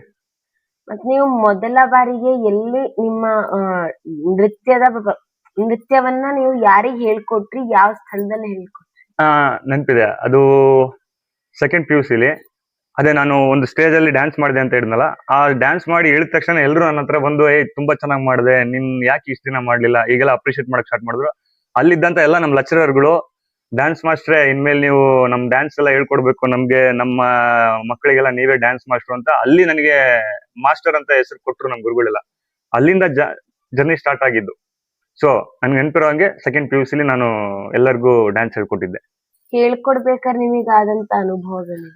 ಅದೇ ತುಂಬಾ ಅನುಭವ ಅಂದ್ರೆ ನನಗೂ ಮೊದಲನೇ ಬಾರಿ ಹೇಗೆ ಹೇಳ್ಕೊಡ್ಬೇಕು, ಏನ್ ಮಾಡ್ಬೇಕು ಅನ್ನೋದು ನನಗೂ ಗೊತ್ತಿರ್ಲಿಲ್ಲ. ಬಟ್ ನಾನ್ ಡ್ಯಾನ್ಸ್ ಏನಂದ್ರೆ ಡ್ಯಾನ್ಸ್ ಮಾಡೋದು ಸುಲಭ, ಹೇಳ್ಕೊಡೋದು ತುಂಬಾ ಕಷ್ಟ. ಕೆಲವರಿಗೆ ಹೇಳ್ಕೊಡೋದು ಸುಲಭ, ಮಾಡೋದ್ ಕಷ್ಟ. ಬಟ್ ಆ ಅನುಭವ ನನಗೆ ಹೇಗಾಯ್ತು ಅಂದ್ರೆ, ಹೇಗೋ ಡ್ಯಾನ್ಸ್ ಮಾಡ್ಬಿಟ್ಟೆ, ಹೇಗೆ ಹೇಳ್ಕೊಡೋದು ಅಂತ ನನಗೊಂದು ಪ್ರಶ್ನೆ ಇತ್ತು. ಬಟ್ ಆದ್ರೆ ಒಂದು ಅವಕಾಶ ಬರುತ್ತೆ ಜೀವನದಲ್ಲಿ. ಆ ಅವಕಾಶ ಬಂದಾಗ ಅದನ್ನ ನನಗೆ ಬರಲ್ಲ ಅನ್ಬಾರ್ದು, ನನಗೆ ಗೊತ್ತಿಲ್ಲ ಅನ್ಬಾರ್ದು. ನಾನು ನೋಡ್ತೀನಿ, ಆಮೇಲೆ ಮನೆಗೋ ಕಲ್ತ್ಕೊಂಡ್ ಬರ್ತೀನಿ. ಈ ತರ ಎಲ್ಲಾ ಮಾತುಗಳನ್ನ ನಾಳೆ ನೋಡೋಣ ಅನ್ನೋ ಪದನ ಯೂಸ್ ಮಾಡ್ದೇನೆ ಆ ಸ್ಪಾಟ್ ಅಲ್ಲಿ ಆ ಕ್ಷಣದಲ್ಲಿ ಅದನ್ನ ಗ್ರಾಸ್ ಮಾಡ್ಕೊಂಡು ಅಲ್ಲೇನೆ ಏನಾದ್ರೂ ಆಗ್ಲಿ ಅಂತ ಧೈರ್ಯವಾಗಿ ಸ್ಟಾರ್ಟ್ ಮಾಡ್ಬೇಕು. ಕಲಿಕೆ ಅಲ್ಲಿ ಸ್ಟಾರ್ಟ್ ಆಗುತ್ತೆ. ನನ್ನ ಕಲಿಕೆನೂ ಸ್ಟಾರ್ಟ್ ಆಗುತ್ತೆ, ಅವ್ರ ಕಲಿಕೆನೂ ಸ್ಟಾರ್ಟ್ ಆಗುತ್ತೆ. ತಪ್ಪು ನನಗೆ ಕಣ್ ಕಾಣಿಸುತ್ತೆ, ನಾನ್ ಮಾಡೋ ತಪ್ಪು ನನಗೆ ಗೊತ್ತಾಗುತ್ತೆ. ಬಟ್ ಸರಿ ಮಾಡ್ಕೊಳೋ ವಿಧಾನ ನನಗೆ ಗೊತ್ತಿರ್ಬೇಕು. ಸೊ ಈ ವಿಧಾನದಲ್ಲೇ ನಾನು ಡ್ಯಾನ್ಸ್ ಹೇಳ್ಕೊಳಕ್ ಸ್ಟಾರ್ಟ್ ಮಾಡಿದೆ. ಒಂದೊಂದು ಸ್ಟೆಪ್ ಅಂದ್ರೆ ಏನು, ಹಾಡ್ ಅಂದ್ರೆ ಏನು, ರಾಗ ಅಂದ್ರೆ ಏನು, ತಾಳ ಅಂದ್ರೆ ಏನು, ಇದಕ್ಕೆ ಏನ್ ಮಾಡ್ಬೇಕು, ಈ ಮ್ಯೂಸಿಕ್ ಹೀಗೆ ಅವ್ರ ಜೊತೆ ಕಲಿತಾ ನನ್ನ ಜರ್ನಿ ಸ್ಟಾರ್ಟ್ ಆಯ್ತು. ಮತ್ತೆ ಅಲ್ಲಿ ಕಲಿಯಕ್ ಬಂದಿರೋರಿಗೆ ಕೆಲವು ಜನ ಬೇಗ ಕಲ್ತ್ ಬಿಡ್ತಾರೆ, ಕೆಲವು ಜನ ಎಷ್ಟೇ ಪ್ರಯತ್ನ ಮಾಡಿದ್ರು ಆಗೋದಿಲ್ಲ, ಕಲಿಯಕ್ ಅವ್ರಿಗೆ ಕಷ್ಟ ಆಗತ್ತ. ಅಂತ ಮಕ್ಕಳಿಗೆ ನೀವು ಹೇಗೆ ಕಲಿಸ್ಕೊಡ್ತೀರಿ? ಫಾರ್ ಎಕ್ಸಾಂಪಲ್, ಈ ಒಳ್ಳೆ ಕ್ವಶನ್ ಇದು, ಒಳ್ಳೆ ಪ್ರಶ್ನೆ ಇದೆ. ಯಾಕಂದ್ರೆ ನನ್ ಮುಂದೆ ಯಾರಾದ್ರೂ ಬಂದು ಇವನ್ ದಡ್ಡ, ಇವನಿಗೆ ಬರಲ್ಲ, ಇವ್ರು ಚೆನ್ನಾಗ್ ಮಾಡ್ತಾರೆ, ಅವ್ರು ಚೆನ್ನಾಗ್ ಮಾಡ್ತಾರೆ ಅಂದ್ರೆ ನಾನು ಒಪ್ಪೋದೇ ಇಲ್ಲ. ನನ್ನ ಸ್ಕೂಲಲ್ಲಿ ನಾನು ಹೇಳ್ಕೊಡೋ ಕ್ಲಾಸಲ್ಲಿ ನಾನು ಇದುವರೆಗೂ ಅಟ್ ಪ್ರೆಸೆಂಟ್ ಯಾರು 50 ಜನ ಇದ್ರೆ 50 ಜನ ನನ್ಗೆ ಸ್ಟೂಡೆಂಟ್ಸ್, 50 ಜನನು ಬೆಸ್ಟ್, ಆಮೇಲೆ 50 ಜನನು ಗುಡ್ ಸ್ಟೂಡೆಂಟ್. ಸೊ ನಾನು ಇವತ್ತವರೆಗೂ ಅದನ್ನ ಪಾಲಿಸ್ಕೊಂಡ್ ಬಂದಿದ್ದೀನಿ. ಸೊ ಅವಾಗ ನೀವ್ ಹೇಳ್ದಂಗೆ ಅವಾಗ ಆತರ ಆಗೋದು. ಅವಾಗ ಏನ್ ಮಾಡ್ತಿದ್ದೆ, ಅದಕ್ಕೊಂದು ಈಸಿ ಮೆಥಡ್ ಇದೆ, ವೆರಿ ಈಸಿ ಮೆಥಡ್. ಅವ್ರನ್ನ ಡೌನ್ ಮಾಡಬಾರ್ದು, ಹೈಪ್ ಮಾಡ್ಬೇಕು, ಹೊಗಳ್ಬೇಕು ಅವ್ರನ್ನ. ಇವಾಗ ನೀನ್ ಚೆನ್ನಾಗಿಲ್ಲ, ನೀನ್ ಚೆನ್ನಾಗಿ ಮಾತಾಡಲ್ಲ, ನೀನ್ ಹೀಗೆ ಅಂದ್ರೆ ನಿಮ್ ಮೈಂಡ್ ಅಲ್ಲಿ ಒಂದು ವೇವ್ ಹೋಗ್ತಾ ಇರುತ್ತೆ. ಈ ಮನುಷ್ಯನ ದೇಹದಲ್ಲಿ ಎಲ್ಲಾ ರೀತಿ ಗುಡ್ ಪಾಯ್ಸನ್ಸ್ ಇದೆ. ಗುಡ್ ಪಾಯ್ಸನ್ ಅಂದ್ರೆ ಕೆಟ್ಟದು. ಇವಾಗ ಪಾಸಿಟಿವ್ ಎನರ್ಜಿ ಇದೆ. ಇವಾಗ ನೋಡಿ, ನೀನ್ ಸೂಪರ್, ನೀನ್ ಚೆನ್ನಾಗಿದೀಯಾ, ಚೆನ್ನಾಗಿ ಮಾತಾಡ್ತೀಯಾ, ಚೆನ್ನಾಗಿ ಓದ್ತೀಯಾ, ಚೆನ್ನಾಗಿ ಡ್ಯಾನ್ಸ್ ಮಾಡ್ತೀಯಾ ಅಂದಾಗ ನಿಮ್ ಮೈಂಡ್ ಅಲ್ಲಿ ಏನೋ ಓಡ್ತಿರ್ತೀವಿ, ವಾವ್ ಹೌದು, ನಾನೇನಾದ್ರೂ ಮಾಡ್ಬೇಕು ಅನ್ನೋ ಮನ್ಸು ಒಳಗಡೆ ಬರ್ತಾ ಇರುತ್ತೆ. ಅದೇ ನೀನ್ ಚೆನ್ನಾಗಿಲ್ಲ, ನೀನ್ ಚೆನ್ನಾಗಿ ಓದಲ್ಲ, ನೀನ್ ಹೀಗೆ ಅಂದಾಗ ನಿಮ್ ಮೈಂಡ್ ಅಲ್ಲಿ ಬರುವಂತ ಯೋಚನೆಗಳೇ ಬೇರೆ. ಅವಾಗ ನಿಮ್ಮನ್ನ ಡೌನ್ ಮಾಡುತ್ತೆ. ಅವಾಗ ನಮ್ಮ ಅಂಗಾಂಗಗಳು ನಮ್ಗೆ ಸಪೋರ್ಟ್ ಮಾಡಲ್ಲ. ನಾವು ಪಾಸಿಟಿವ್ ಆಗಿ ಏನಾದ್ರು ನೋಡಿದಾಗ ಬ್ರೈನ್ ತಗೊಳುತ್ತೆ, ಅದನ್ನ ಕಣ್ಣು ನೋಡುತ್ತೆ, ಬ್ರೈನ್ ತಗೊಳುತ್ತೆ, ಕಿವಿ ಕೇಳಿಸ್ಕೊಳ್ಳುತ್ತೆ. ಆಮೇಲೆ ಅದ್ರ ಮುಂದಿನ ಕೆಲಸ ಏನು, ಒಳಗಡೆ ಕಳ್ಸೋದು, ಅದು ಮನ್ಸಿಗೆ ಕಳ್ಸುತ್ತೆ. ಮನ್ಸು ಏನ್ ಮಾಡುತ್ತೆ, ಬಾಡಿಗೆ ಎನರ್ಜಿ ಕಳ್ಸುತ್ತೆ, ರಕ್ತ ಇದ್ದಂಗೆ. ಸೊ ನೀವ್ ಹೇಳೋ ಒಳ್ಳೆ ಮಾತುಗಳು ಬ್ರೈನು ಆಲ್ಸುತ್ತೆ, ಕಿವಿ ಕೇಳಿಸುತ್ತೆ, ಅದು ಮನ್ಸಿಗೆ ತಲುಪಿಸುತ್ತೆ. ಆ ಮನ್ಸು ಏನ್ ಮಾಡುತ್ತೆ, ಇಡೀ ಅಂಗಾಂಗಕ್ಕೆ ಎನರ್ಜಿ ಕೊಡುತ್ತೆ, ಅದು ಪಾಸಿಟಿವ್ ಮಾತಾಡಿದಾಗ. ಅದೇ ನೀವು ನೆಗೆಟಿವ್ ಮಾತಾಡಿದಾಗ ಆ ಮೈಂಡ್ ಕೇಳುತ್ತೆ, ಮನಸ್ಸು ತಗೊಳುತ್ತೆ, ಒಳಗಡೆ ಸ್ಪ್ರೆಡ್ ಆಗುತ್ತೆ. ಏನ್ ಸ್ಪ್ರೆಡ್ ಆಗುತ್ತೆ, ನೆಗೆಟಿವ್. ನೀವು ನೋಡಿ, ಯಾರಾದ್ರೂ ಮನೇಲಿ ನಿಮಗೆ ಬೈದಾಗ, ಹೊರಗಡೆ ಬೈದಾಗ, ಅಥವಾ ಏನೋ ಅಂದಾದಾಗ ಅನ್ಎಕ್ಸ್ಪೆಕ್ಟೆಡ್ ಆಗಿ ಆ ದಿನ ಪೂರ್ತಿ ಅಪ್ಸೆಟ್ ಆಗಿರ್ತೀರ. ಅದೇ ನಿಮ್ಗೆ ಯಾರಾದ್ರೂ ಕರೆದು ಸ್ಟೇಜ್ ಮೇಲೆ ಸನ್ಮಾನ ಮಾಡಿದಾಗ, ಹೊಗಳಿದಾಗ, ಶಬಾಷ್ ಅಂದಾಗ ಅವತ್ ನಿಮ್ ಎನರ್ಜಿನೇ ಬೇರೆ ಇರುತ್ತೆ ಅಲ್ವಾ? ಸೊ ಅಷ್ಟೇ ಸಿಂಪಲ್. ಅದಕ್ಕೆ ಏನ್ ಮಾಡ್ಬೇಕು, ನೀವು ಕೇಳಿದ ಪ್ರಶ್ನೆಗೆ ಇಷ್ಟೇ ಉತ್ತರ. ಮಕ್ಕಳ ತರ ನೋಡ್ಬೇಕು, ಅವ್ರ ಜೊತೆ ನಾವು ಮಕ್ಕಳಾಗ್ಬಿಡ್ಬೇಕು. ಅವ್ರ ಹತ್ರ ಅಳ್ಬೇಕು, ನಕ್ರೆ ನಗ್ಬೇಕು, ಅವ್ರನ್ನ ಕುಗ್ಗಿಸ್ಬಾರ್ದು, ಹಿಗ್ಗಿಸ್ಬೇಕು, ಹೊಗಳ್ಬೇಕು. ನೀವೆಷ್ಟು ಹೊಗಳ್ತೀರಾ, ಯಾರು ಕಲಿಯಲ್ಲ ಅವರೇ ಕಲಿತಾರೆ, ಅವರೇ ಚೆನ್ನಾಗಿ ಮಾಡ್ತಾರೆ. ಯಾರು ಚೆನ್ನಾಗಿ ಮಾಡ್ತಾರೆ ಅವ್ರ ಜೊತೆ ಅವರು ಸೇರ್ಕೊಂತಾರೆ. 2ರಿಂದ 4 ಪಾಸಿಟಿವ್ ಜಾಸ್ತಿ ಆದಾಗೆಲ್ಲ ನೀವು ಪಾಸಿಟಿವ್ ಮಾತಾಡಿದ್ರೆ ಪಾಸಿಟಿವ್ ಜಾಸ್ತಿ ಆಗುತ್ತೆ. ಒಬ್ರು ಪಾಸಿಟಿವ್ ಮಾತಾಡಿ ಒಬ್ರು ನೆಗೆಟಿವ್ ಮಾತಾಡಿದ್ರೆ ಅಲ್ಲಿ ನೆಗೆಟಿವ್ ಆಗುತ್ತೆ. ಸೊ ಏನ್ ಮಾಡ್ಬೇಕು, ನಾವು ಕಲ್ಸೋವಾಗ, ನೀವು ಅಷ್ಟೇ, ನಾನು ಅಷ್ಟೇ, ಯಾರಾದ್ರೂ ಅಷ್ಟೇ, ಯಾರಿಗಾದ್ರೂ ಏನಾದ್ರೂ ನಾವು ಹೇಳ್ಕೊಡುವಾಗ, ನನ್ಗೆ ಎಲ್ಲ ಕಡೆ ಅಂತಾರೆ, ಏನ್ ಸರ್ ಇವರೆಲ್ಲ ಚೆನ್ನಾಗಿ ಮಾಡ್ತಾರಲ್ಲ. ಖಂಡಿತ, ಯಾಕಂದ್ರೆ ಇವ್ರಿಗೆ ಮೊದ್ಲು ಬರ್ತಿರ್ಲಿಲ್ಲ, ಇವಾಗ ಬರುತ್ತೆ. ಯಾಕಂದ್ರೆ ಅವ್ರಿಗೆ ಆ ಎನರ್ಜಿನ ನಾವ್ ಅಲ್ಲಿ ಕೊಡ್ಬೇಕು ಇನ್ಸ್ಟೆಂಟ್ ಆಗಿ. ನೀನ್ ಚೆನ್ನಾಗಿದ್ಯಾ, ನೀನ್ ಚೆನ್ನಾಗಿ ಮಾಡ್ತೀಯಾ, ನೀನ್ ಮಾಡೇ ಮಾಡ್ತೀಯಾ, ನನಗ್ ಗೊತ್ತು ಅಂತ ಅಂದಾಗ ಅವನಲ್ಲೇ ಇರೋ ಟ್ಯಾಲೆಂಟ್ ಅವನಿಗೆ ಗೊತ್ತಿರಲ್ಲ, ಅವಾಗ ಅದು ಗೊತ್ತಾಗುತ್ತೆ. ವಾವ್ ಸೂಪರ್ ಅಂದ, ಅವ್ನ್ ಮಾಡಕ್ ಸ್ಟಾರ್ಟ್ ಮಾಡ್ತಾನೆ. ಅವ್ನ್ ತಪ್ಪೇ ಮಾಡಿರ್ಬೋದು, ಸ್ವಲ್ಪನೇ ಮಾಡ್ತಿರ್ಬೋದು, ಬಟ್ ಅದ್ ನೀವು ಕೊಡೋ ಎನರ್ಜಿ ಅವನ್ನ 1 to double. ಮನೆಗೆ ಹೋಗಿ ಪ್ರಾಕ್ಟೀಸ್ ಮಾಡ್ತಾನೆ, ಅವ್ನು ಮನೆಗೆ ಹೋಗಿ ಡ್ರಾಯಿಂಗ್ ಮಾಡ್ತಾನೆ, ಅಲ್ಲೋಗಿ ಅವ್ನ್ ಮತ್ತೆ ಪ್ರಯತ್ನ ಪಡ್ತಾನೆ. ಸೊ ಅದೇನಾಗುತ್ತೆ, ಅವಾಗ ಆಲ್ಮೋಸ್ಟ್ ಎಲ್ಲರೂ ರೆಡಿ ಆಗ್ಬಿಡ್ತಾರೆ. ಸೊ ನೀವು ಕಲ್ಸೋ ವಿಧಾನ ಅವರನ್ನ ಹೈಪ್ ಮಾಡುತ್ತೆ. ಏನ್ ಮಾಡುತ್ತೆ ಅಂದ್ರೆ, ಅವ್ರಿಗೆ ನೀವು ಪಾಸಿಟಿವ್ ಆಗಿ ಎಷ್ಟು ಮಾತಾಡ್ತೀರೋ ಅಷ್ಟು ಬೇಗ ನಾವು ಕಲ್ಸ್ಬೋದು. ಈಗ ನೀವು ಹೇಳಿದ ಕ್ವಶನ್ ಏನು, ಒಂದ್ ಸ್ವಲ್ಪ ಜನ ಕಮ್ಮಿ ಚೆನ್ನಾಗಿ ಮಾಡ್ತಾರೆ, ಒಂದ್ ಸ್ವಲ್ಪ ಜನ ಚೆನ್ನಾಗಿ ಮಾಡಲ್ಲ. ಸೊ ಅಂತವ್ರಿಗೆ ನಾವು ಅಪ್ರಿಸಿಯೇಷನ್ ಮಾಡ್ಬೇಕು, ಹೊಗಳ್ಬೇಕು. ಸಿಂಪಲ್, ಇದೇ ದಾರಿ. ಇದ್ರ ಬಿಟ್ರೆ ಏನೂ ಇಲ್ಲ ದಾರಿ. ಸೊ ನೀವು ಅವ್ರಿಗೆ ಎಷ್ಟು ಹೊಗಳ್ತೀರಾ, ಎಷ್ಟು ಅವ್ರನ್ನ ಬೆಂತಾಡ್ತೀರಾ, ಅವ್ರು ನಿಮ್ಗೆ ಸಪೋರ್ಟ್ ಮಾಡ್ತೀರಾ, ಅವಾಗ ನಮ್ ಪ್ರೋಗ್ರಾಮ್ ಸಕ್ಸಸ್ ಆಗುತ್ತೆ ಅಷ್ಟೇ. ಮತ್ತೆ ನೀವು ಎಷ್ಟು ಜನ ಮಕ್ಕಳಿಗೆ ನೃತ್ಯವನ್ನ ಹೇಳ್ಕೊಟ್ಟಿದ್ದೀರಾ? ನನ್ನ ಜರ್ನಿ ಸ್ಟಾರ್ಟ್ ಆಗಿದ್ದು ನಾನು 7ನೇ ಕ್ಲಾಸ್ ಇದ್ದಾಗಿಂದ ಡ್ರಾಯಿಂಗ್ ಸ್ಟಾರ್ಟ್ ಆಯ್ತು. ಡ್ಯಾನ್ಸ್ ಬಂದ್ಬಿಟ್ಟು PUC ಇಂದ ಸ್ಟಾರ್ಟ್ ಆಯ್ತು. PUC ಇಂದ ಇಲ್ಲಿವರೆಗೂ ಸುಮಾರು ಒಂದು 18-20 ವರ್ಷ. ಲೆಕ್ಕ ಇಟ್ಟಿಲ್ಲ ನಾನು. ಒಂದೊಂದು ಸ್ಕೂಲಲ್ಲಿ 300 ಜನ, 400 ಜನ, 1000 ಜನ ಸ್ಟ್ರೆಂತ್ ಅಂದ್ರು ಈಗ ಇಲ್ಲಿಗೆ ಒಂದ್ ಲೆಕ್ಕ ಹಾಕಿದ್ರೆ ಒಂದಷ್ಟು ದೊಡ್ಡ ಬಿಗ್ ನಂಬರ್ ಆಗಿರುತ್ತೆ. ಸೊ ಲೆಕ್ಕ ಇಟ್ಟಿಲ್ಲ ನಾನು. ಮತ್ತೆ ನೀವು ಎಷ್ಟು ಚಿತ್ರಗಳನ್ನ ಬಿಡಿಸಿದೀರಾ? ನಾನು ಸುಮಾರು ಚಿತ್ರಗಳನ್ನ ಬಿಡಿಸಿದೀನಿ. ಆದ್ರೆ ಚಿತ್ರಗಳು ಬಿಡ್ಸಕ್ ಸ್ಟಾರ್ಟ್ ಮಾಡಿದಾಗ ಏನಾಯ್ತು ಅಂದ್ರೆ, ನಂದು ಇನ್ಸ್ಟೆಂಟ್ ಅಂತಾರಲ್ಲ, ಇನ್ಸ್ಟೆಂಟ್. ಇವಾಗ ಈಗ ಏನೋ ಒಂದ್ ಮಾಡ್ತಾ ಇದ್ರಿ ಅಂದಾಗ ಅದಕ್ಕೆ ಏನ್ ಬೇಕೋ, ಅಲ್ಲೊಂದ್ ಚಿತ್ರ ಬೇಕು ಅಂದ್ರೆ ಅದನ್ನ ನಾನು ಬಿಡ್ಸಕ್ ಸ್ಟಾರ್ಟ್ ಮಾಡ್ತೀನಿ ಹಂಗೆ. ಸೊ ನಾನು ಫ್ರೀ ಇದ್ದಾಗ ಚಿತ್ರಗಳನ್ನ ಬಿಡಿಸ್ತಿದ್ದೆ. ಈ ಬೆಳಗುಳದಲ್ಲಿ ಇದ್ದಾಗೂ ಕೂಡ, ಇಲ್ಲಿ ಸಂಸ್ಥೆಯಲ್ಲಿ ಓದ್ತಾ ಇರುವಾಗೂ ಕೂಡ, ನಂದು ಓದೋದ್ರ ಜೊತೆಗೆ ಓದು ಸ್ವಲ್ಪ ಕಮ್ಮಿನೇ, ಆದ್ರೆ ಕಲೆ ಕಡೆ ಒಲವು ಜಾಸ್ತಿ ನನ್ಗೆ. ಸೊ ಮನ್ಸಲ್ಲಿ ನಾನೇನೋ ಮಾಡ್ಬೇಕು ಅಂತ ಇದ್ದಾಗ ಆ ದಾರಿ ನನಗೆ ಅಲ್ಲಿ ತೋರಿಸುತ್ತೆ. ಈಗ ಮನ್ಸಲ್ಲಿ ನಾನು ಡ್ರಾಯಿಂಗ್ ಟೀಚರ್ ಆಗ್ಬೇಕು ಅನ್ನೋದು ನನ್ನ ಮೈಂಡಲ್ಲಿ ಒಂದಿತ್ತು. ಬಟ್ ನಾನು ಓದಿದ್ದೇ ಬೇರೆ. ಬಟ್ ಈಗ ಆಗಿರೋದೇ ಡ್ರಾಯಿಂಗ್ ಟೀಚರ್. ನಾನು ಓದಿದ್ದು ಇವಾಗ ನನಗೆ ಕೆಲ್ಸಕ್ಕೆ ಬರ್ತಾ ಇಲ್ಲ, ಬಟ್ ನಾನು ಪಾಲಿಸ್ಕೊಂಡ್ ಬಂದಿರೋದು ನನಗೆ ಕೆಲ್ಸಕ್ಕೆ ಬರ್ತಾ ಇದೆ. ಸೊ ಹಂಗಾಗಿ ಸುಮಾರು ಚಿತ್ರಗಳನ್ನ ಬಿಡಿಸಿದೀನಿ. ಒಂದು 1000ಕ್ಕಿಂತ ಹೆಚ್ಚಿರ್ಬೋದು. ಸೊ ಇವಾಗ್ಲೂ ಬಿಡಿಸ್ತಾ ಇರ್ತೀನಿ, ನಾನು ಲೆಕ್ಕ ಇಟ್ಟಿಲ್ಲ. ಅದ್ರಲ್ಲಿ ನಿಮ್ಗೆ ತುಂಬಾ ಇಷ್ಟ ಆದಂತ ಚಿತ್ರ ಯಾವ್ದು? ತುಂಬಾ ಇಷ್ಟ ಆಗಿರೋದು ಅಂದ್ರೆ ಮುನಿಗಳ ಚಿತ್ರ ಬಿಡಿಸಿದೆ ನಾನು. ನಂಗೆ ನೆನಪಿದೆ, ನನಗೆ ಈಗ್ಲೂ. ವರ್ಧಮಾನ್ ಸಾಗರ್ ಇರ್ಬೇಕು ಅವರು. ನಾನು ಚಿಕ್ಕ ವಯಸ್ಸಲ್ಲಿ ಬಿಡಿಸಿರೋದು.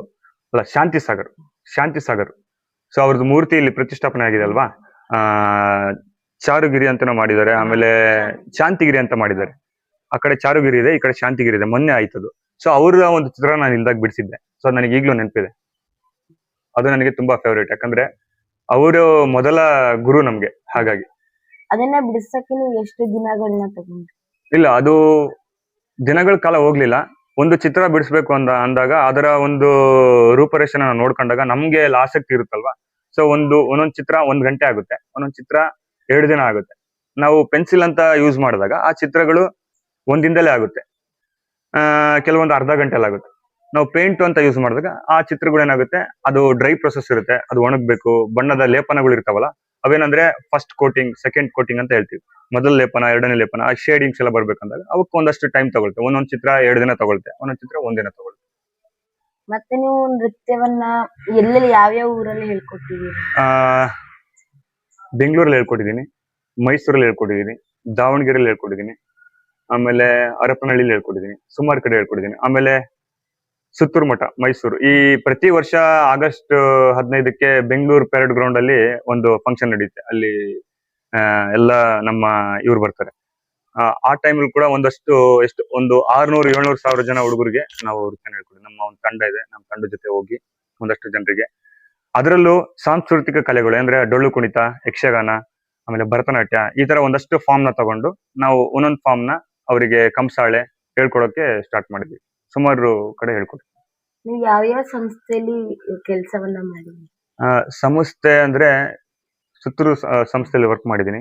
ಆಮೇಲೆ ಇವಾಗ ಅದೇ ಶ್ರವಣಬೆಳಗೊಳ ಸಂಸ್ಥೆ, ನಮ್ಮ ಮಠದ ಸಂಸ್ಥೆಯಲ್ಲಿ ಮಾಡಿದ್ದೀನಿ. ಅದಾದ್ಮೇಲೆ ಸುಮಾರು ಸಂಸ್ಥೆಯಲ್ಲಿ ಮಾಡಿದ್ದೀನಿ. ಸೊ ಹೆಸರುಗಳು ನೆನಪಿಲ್ಲ ನನಗೆ. ಸರ್ವಿಸ್ ಕೊಡ್ತಾ ಆಮೇಲೆ ಒಂದಷ್ಟು NGOಗಳಲ್ಲಿ ವರ್ಕ್ ಮಾಡಿದ್ದೀನಿ. ಒಂದಷ್ಟು ಫ್ರೀ ಸರ್ವಿಸ್, ಅಂದ್ರೆ ಆ ಮಕ್ಕಳಿಗೆ ಕಣ್ಣಿಲ್ದವ್ರಿಗೆ ಡ್ಯಾನ್ಸ್ ಹೇಳ್ಕೊಡೋದು, ಕೈ ಕಾಲು ಇಲ್ದವ್ರಿಗೆ ಡ್ಯಾನ್ಸ್ ಹೇಳ್ಕೊಡೋದು. ಆಮೇಲೆ ಇನ್ನೂ ಕೆಲವು ಸಂಸ್ಥೆ ಅಂತ ಇರಲ್ಲ, ಅದಕ್ಕೆ ಈ ಬೀದಿ ಬದಿಲಿ ಕಸ ಹರಿಸ್ತಿರ್ತಾರೆ ಹುಡುಗರು, ಅವರಿಗೆ ಏನು ಗೊತ್ತಿರಲ್ಲ. ಲೈಫ್ ಅವ್ರದ್ದು ಬೆಳಗ್ಗೆ ಸ್ಟಾರ್ಟ್ ಆದ್ರೆ ಎಂಡು ಕಸದಿಂದ ಸ್ಟಾರ್ಟ್ ಆಗಿ ಕಸದಿಂದನೇ ಎಂಡ್ ಆಗುತ್ತೆ. ಅವ್ರದ್ದು ಲೈಫ್ ಹೆಂಗಿರುತ್ತೆ ಅಂದ್ರೆ ಕಸ ಎಲ್ಲ ಬಾಟ್ಲ್ ಎಲ್ಲ ಆರಿಸ್ಬೇಕು, ಗುಜರಿ ಅಂಗಡಿ ಆತರ ಹಾಕ್ಬೇಕು, ಅಲ್ಲಿಂದ ಒಂದಷ್ಟು ಅಮೌಂಟ್ ತಗೋಬೇಕು, ಮತ್ತೆ ಸಂಜೆ ಹೋಗ್ಬಿಟ್ಟು ಲೈಫ್ ಲೀಡ್ ಮಾಡ್ಬೇಕು. ಅದೇ ಅವ್ರದ್ದು ಒಂದು ಗುಡ್ಸ್ಲ. ಅಂತ ಮಕ್ಕಳನ್ನ ದಿನ ನೋಡಿ ಸಾಕಾಗಿ ಅಂತ ಮಕ್ಳಿಗೆ ಒಂದು ಫಂಕ್ಷನ್ ಕೊಡ್ಬೇಕು ಅಂತ ನಾನು ಅವ್ರನ್ನ ಕರ್ಕೊಂಡು ಅವ್ರಿಗೊಂದು ಟೈಮ್ ಕೊಟ್ಟು ಅಲ್ಲಿ ಪ್ರಾಕ್ಟೀಸ್ ಮಾಡಿಸಿ ಅವ್ರನ್ನ ಸ್ಟೇಜ್ ಮೇಲೆ ಡ್ಯಾನ್ಸ್ ಮಾಡಿದಾಗ ನನಗೆ ಅದೊಂದು ಖುಷಿನೇ ಬೇರೆ. ಅದು ಸಂಸ್ಥೆನೂ ಅಲ್ಲ, NGOನೂ ಅಲ್ಲ, ಅವ್ರಿಗೂ ಒಂದು ಆಸೆ ಇರುತ್ತೆ ನಾನು ಏನಾದ್ರು ಮಾಡ್ಬೇಕು ಅಂತ. ಸೊ ಅಂತ ಮಕ್ಕಳಿಗೆ ಟ್ರೈನ್ ಮಾಡಿದ್ದೀನಿ, ಅದು ನನಗೆ ಖುಷಿ ಇದೆ. ಸಂಸ್ಥೆ ಮತ್ತೆ NGO ಆತರ ಹೆಸರು ಇರೋಂತ ಕಡೆ ಹೋಗಿ ಎಲ್ಲರೂ ಕೆಲಸ ಮಾಡ್ತಾರೆ. ಬಟ್ ಒಂದು ಸಂಸ್ಥೆನೂ ಇಲ್ಲ, ಅವ್ರಿಗೆ ಇರಕ್ ಮನೇನೂ ಇಲ್ಲ, ಅವ್ರಿಗೆ ಆಸೆಗಳಿದೆ ಅಂದಾಗ ಕಲೆ ಯಾರಪ್ಪನ ಸೊತ್ತಲ್ಲ. ಹಂಗಾಗಿ ಅಂತ ಮಕ್ಕಳಲ್ಲೂ ಟ್ಯಾಲೆಂಟ್ ಇರುತ್ತಲ್ಲ ಅಂತ ಗುರುತಿಸಿ ಅವ್ರನ್ನ ಕರ್ಕೊಂಬಂದು ಒಂದು ಸ್ಟೇಜ್ ಅಲ್ಲಿ ಡ್ಯಾನ್ಸ್ ಮಾಡಿಸಿ ಅವರಿಗೆಲ್ಲ ಒಂದು ಖುಷಿ ತಂದಿದ್ದ ಕ್ಷಣ ನನಗೆ ಈಗಲೂ ನೆನಪಿದೆ. ಮತ್ತೆ ಸಂಸ್ಕೃತದಲ್ಲಿ ಹೇಳ್ತಾರೆ, ಸಾಹಿತ್ಯ ಸಂಗೀತ ಕಲಾವಿಹೀನ ಸಾಕ್ಷಾತ್ ಪಶುಪುಚ್ಛ ಅಂತ ಹೇಳ್ತಾರೆ. ಯಾರು ಸಾಹಿತ್ಯ ಸಂಗೀತ ಕಲೆಗಳಿರಲ್ವೋ ಅವರನ್ನ ಸಾಕ್ಷಾತ್ ಪಶುಗಳಿಗೆ ಅಂದ್ರೆ ಪ್ರಾಣಿಗಳಿಗೆ ಹೋಲಿಸ್ತಾರೆ. ಅದ್ರ ಬಗ್ಗೆ ನಿಮ್ಮ ಅಭಿಪ್ರಾಯ? ಅದ್ರ ಬಗ್ಗೆ ಒಂದೇ ಒಂದು ಸಣ್ಣ ಸ್ಟೋರಿ ಹೇಳ್ಬಿಡ್ತೀನಿ ನಿಮ್ಗೆ. ಇವಾಗ ಫ್ಯೂಚರ್ ಅಲ್ಲಿ ನೀವು ಏನಾಗ್ಬೇಕಂತ ಇದ್ದೀರಾ? ಗಮಕಗಾರ್ತಿ. ಅಂದ್ರೆ ಅದನ್ನ ಇನ್ನು ಆಡು ಭಾಷೆಯಲ್ಲಿ ಹೇಳೋದಾದ್ರೆ ಸಿಂಗರ್, ಹಾಡುಗಾರ್ತಿ. ನೀವು ಪ್ರೊಫೆಸರ್, ಲೆಕ್ಚರ್. ಈ ಇಬ್ರು ಇಲ್ಲೇ ಇದ್ದೀರಾ ನೋಡಿ. ಇವಾಗ ಇವರು ಲೆಕ್ಚರ್ ಆಗ್ಬೇಕಂತಿದ್ದಾರೆ, ನೀವು ಸಿಂಗರ್ ಆಗ್ಬೇಕಂತ ಇದ್ದೀರಲ್ವಾ? ಏನಾಗುತ್ತೆ ಅಂದ್ರೆ ಇವಾಗ ನೀವಿಬ್ರು ಪ್ರೊಫೆಸರ್, ಲೆಕ್ಚರ್, ನಾನು ಕಾಮನ್ ಪರ್ಸನ್. ಓಕೆನಾ? ನಾನು ಕಾಮನ್ ಪರ್ಸನ್. ನಾನೇನ್ ಮಾಡ್ತೀನಿ, ನಾನು ನಿಮ್ ಜೊತೆನೆ ಓದ್ತೀನಿ. ನಾವು 3 ಜನ ಒಂದೇ ಕ್ಲಾಸ್.